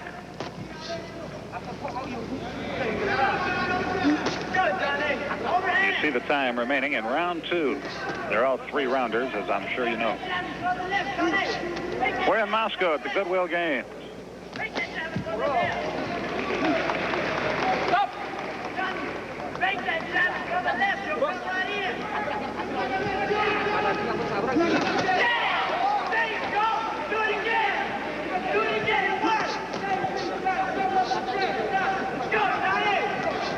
Vasquez all over him now. Not landed a lot of punches, but he's clearly the aggressor.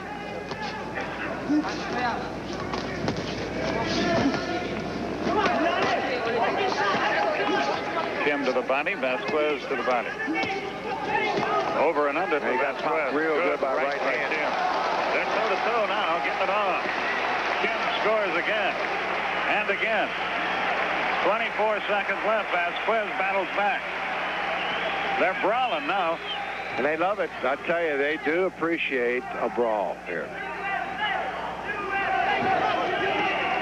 Left to the body by Vasquez is a good one. Boy, I tell you, they're not arm weary yet. No, Throwing a lot of punches. They're getting it on here. Round 2 is coming to a close. Should be a good third round coming up from Moscow.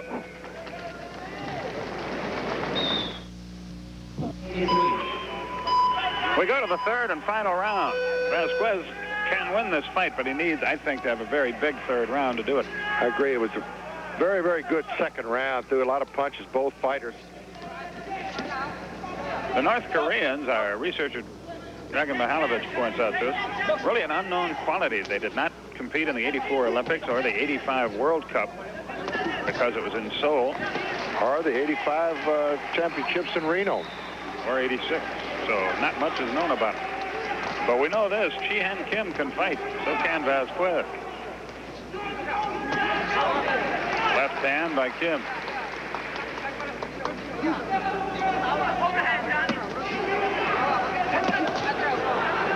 Kim just keeps digging that left into the body. There's a left by Vasquez to the jaw. This would be a tough one to score. A lot of leather being traded. Clubbing right hand by Vasquez and another. Well, he keeps coming, relentless. As the North Koreans get a little warning in the corner, Skip. Yeah, for coaching from the corner, and indeed they were. They're right in front of us. Good left by Kim. Vasquez keeps coming. Kim keeps scoring. Another left, right. Vasquez comes storming back. The crowd likes this action. Caution to Kim. 1:38 left. Good shot by Vasquez.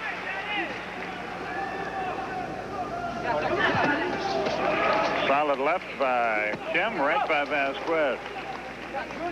Good action here. 1:25 remaining. Kim sticks and moves a little bit here. Another jab. Missed to the overhand right. Vasquez to the body.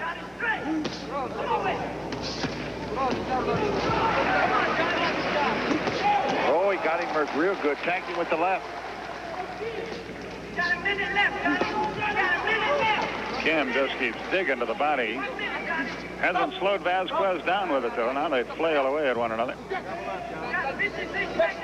55 seconds to go. Kim scores heavily. And again.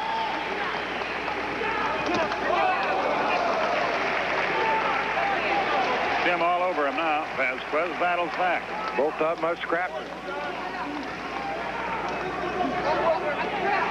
I tell you, they've thrown a lot of punches, and they keep going. The crowd loves it here. I tell you, this is a brawl, boys. On now.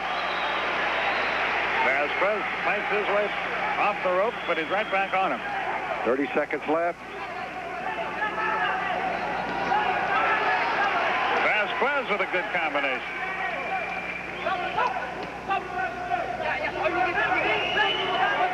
15 seconds to go. Who wants it? They both do.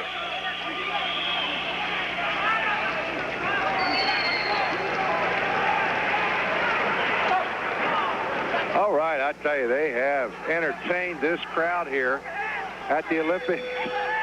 Boy, there it is. Good fight. All right. Back with a decision, and it'll be a close one, I think, right after this.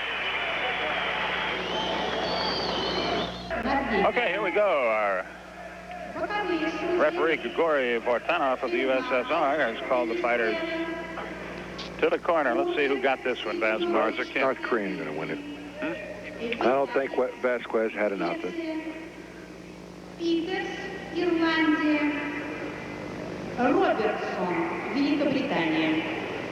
Well, let's see if Paul's right. I'm afraid he is. В этом бою победил Chi-Hen Kim. And it is the North Korean Chi-Hen Kim who eliminates Johnny Vasquez of the USA. Kim, we understand, won at 5-0. I thought it would be closer than that. Vasquez fought a game fight, but The North Korean youngster was too tough. That was 3 good rounds, but I think it gave him the edge in almost every round, maybe 20-19. It was a good fight. We'll be going back to boxing in just a moment. We have a couple of more U.S. fighters who will be in action. Middleweight Parker White, Harvey Richards, they'll be in action on our boxing coverage. And I want to remind you, coming up on our late night program, our gymnastics commentator, Bart Connor, will be with us live in the studio. So we'll be talking a little bit about the gymnastics competition that gets underway tomorrow. We'll also be showing you more boxing, and we'll be taking a look at the awesome, in the words of some people, Soviet Union wrestling team as they go against Japan. That's coming up in just a few minutes on our late night show. By the way, Bart Connor's in town. He went out to the gymnastics arena, which is in the large arena at the Olympic Sports Complex that was built back in 1980, and worked out with some of the U.S. team today. They were out there working out, getting used to the apparatus, just getting the feel of the building. I think I mentioned to you earlier that that building is so large, when it's all the way open, 45,000 people can be seated in there for something like a hockey game. But they divide it down the middle, boxing's on one side, and then a smooth, graceful, and powerful sport like gymnastics is just on the other side of the partition. But speaking of boxing, let's go back to that arena now. And Skip Carey, I hope he's on the right side of the partition. Artemyev in the red top, Sutcliffe in green.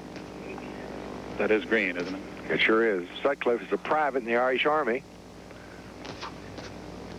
He's fought in both Los Angeles and Moscow, so he's been around a little bit, experience. Let's see how the Soviet handles it.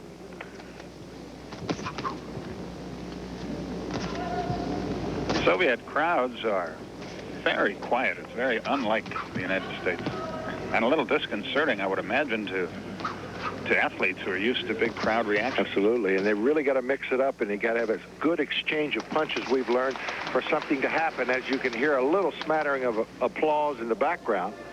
For Artemyev, who is scoring with a left jab. He's got the reach advantage, and he's taking advantage of it here, keeping Sutcliffe at bay, though Sutcliffe landed a right. Good combination by Artemyev. From Leningrad. That's supposed to be a beautiful city.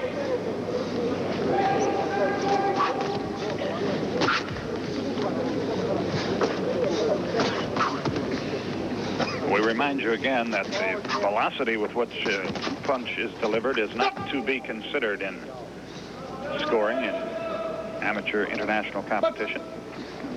And Artemyev obviously has landed the more blows to this point. We have 1:26 while you see the time remaining in round one. Bantamweight's 119 pounds, a little slow getting started, although Artemyev's got that good left jab. That's been the story of the fight. He just sticks it in there and moves away. Sutcliffe has to get inside to neutralize the reach advantage. Artemyev, a good job of fighting off the ropes. He doesn't want to be on those ropes against this guy. Hey, Artemyev looks like he likes to switch over and throw that right jab. Go to the southpaw side. A caution to Artemyev by Otto Kramheller.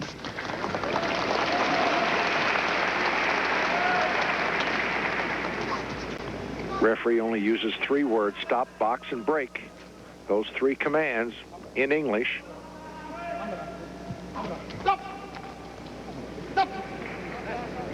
He's telling the photographers to get back.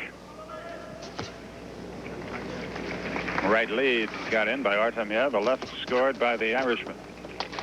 But Artemyev has dominated round one with that left jab for the most part. Now he switches again, as Paul so aptly pointed out. Goes back to the right side. Yeah, he's a good round for Artemyev, and we'll be back after this. Reminder that tomorrow we'll be covering the USA-Argentina basketball game. The United States in the second round of play in the World Championship Tournament coming to you from Spain. The United States playing in Oviedo, Spain. The other division and the two divisions that have been set up for the round of 12 will be played in Barcelona. Then the winners will go on to Madrid for the championship. We'll cover them all right here through the Goodwill Games. Also tomorrow we'll have water polo, wrestling, and team handball gets underway, along with gymnastics, by the way.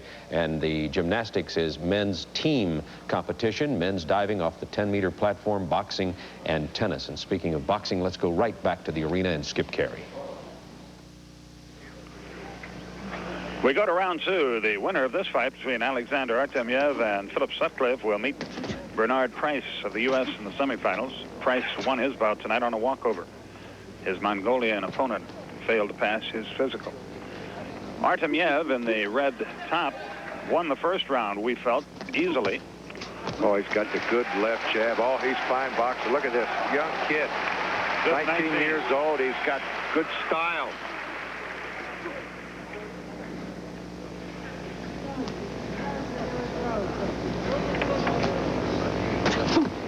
Sutcliffe is clearly at a disadvantage here without the reach.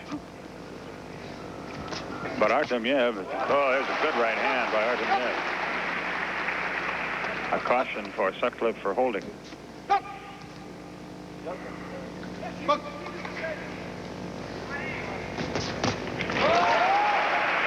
Artemyev wants to end this thing early. Boy, he's a good-looking fighter, Paul. He's confused him going back and forth from the left to the right side, too. He is scoring at will.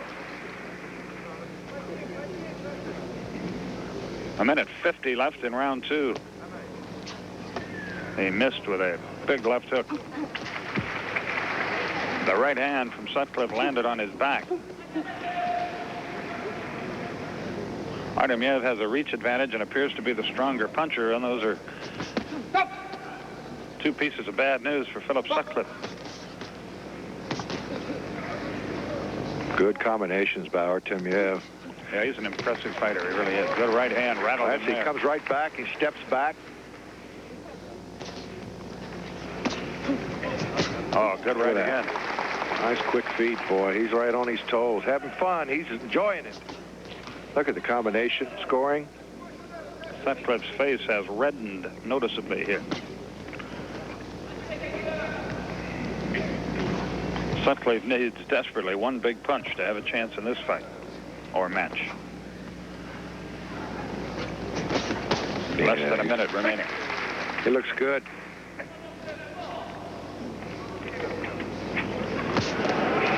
Well, he's in the same division as our Bernard Price and Johnny Vasquez, so we're going to get a good look at him. I think we're going to see him a little bit later on. Standing 8 count here.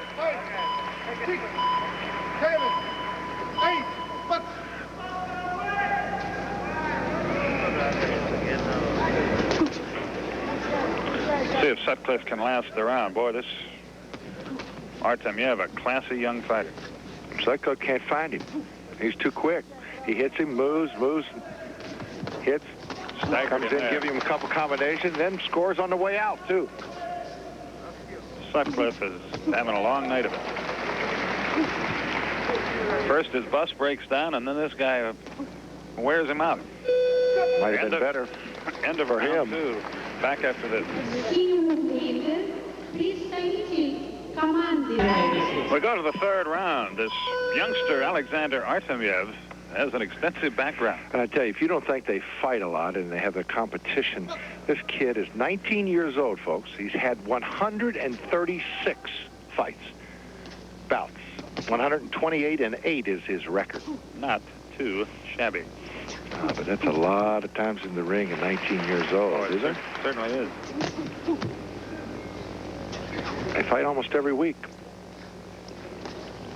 And, of course, that's an advantage that the Soviets have over, for example, the U.S. Look at this kid. I'll tell you, he's classic.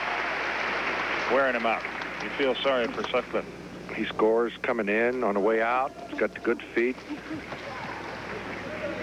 Sutcliffe knows he has to knock him out, and he doesn't appear to be capable of doing that.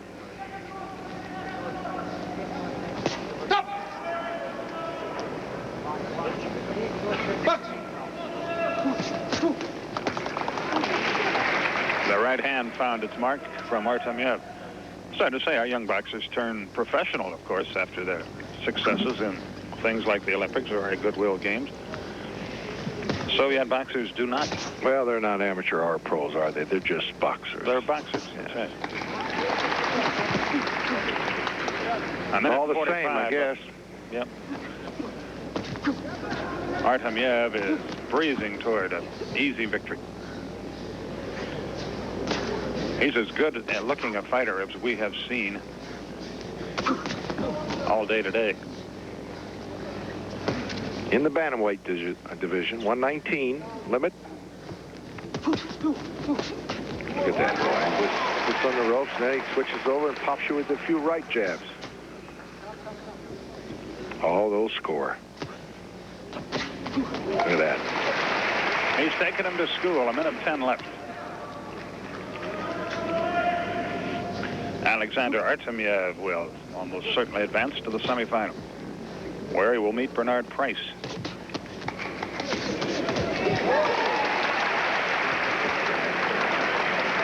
Sutcliffe is game, but he is desperately outclassed here. Last minute of the round, and this has been a classy performance by the Soviet. He fought in the USA-USSR duel match in Leningrad in January, and he was victorious over Clay Jenkins of the USA. And good left by Artemyev. A lot of confidence in the ring, you can tell it.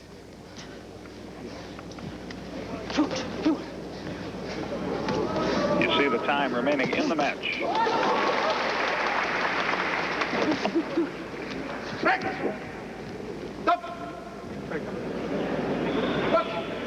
You'll get a nice applause after this fine showing. A long night for Philip Sutcliffe. There's your fight, back with a decision momentarily. Okay, our referee Otto Kramheller of West Germany calls the fighters to mid-ring. And if Artemyev doesn't win this, it's going to be a big upset. He does, 5-0. Good-looking fighter. We'll see more of him against Bernard Price in the semifinal.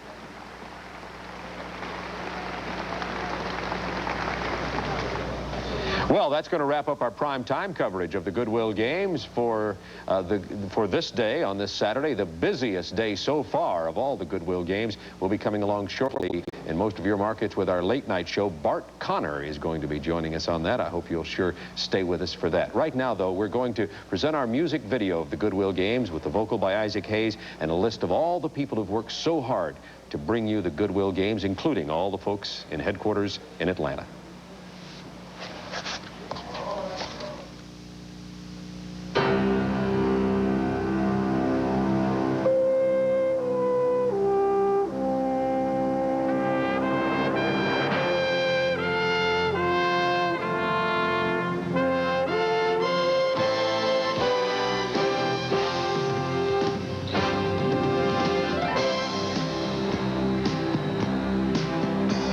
Now is the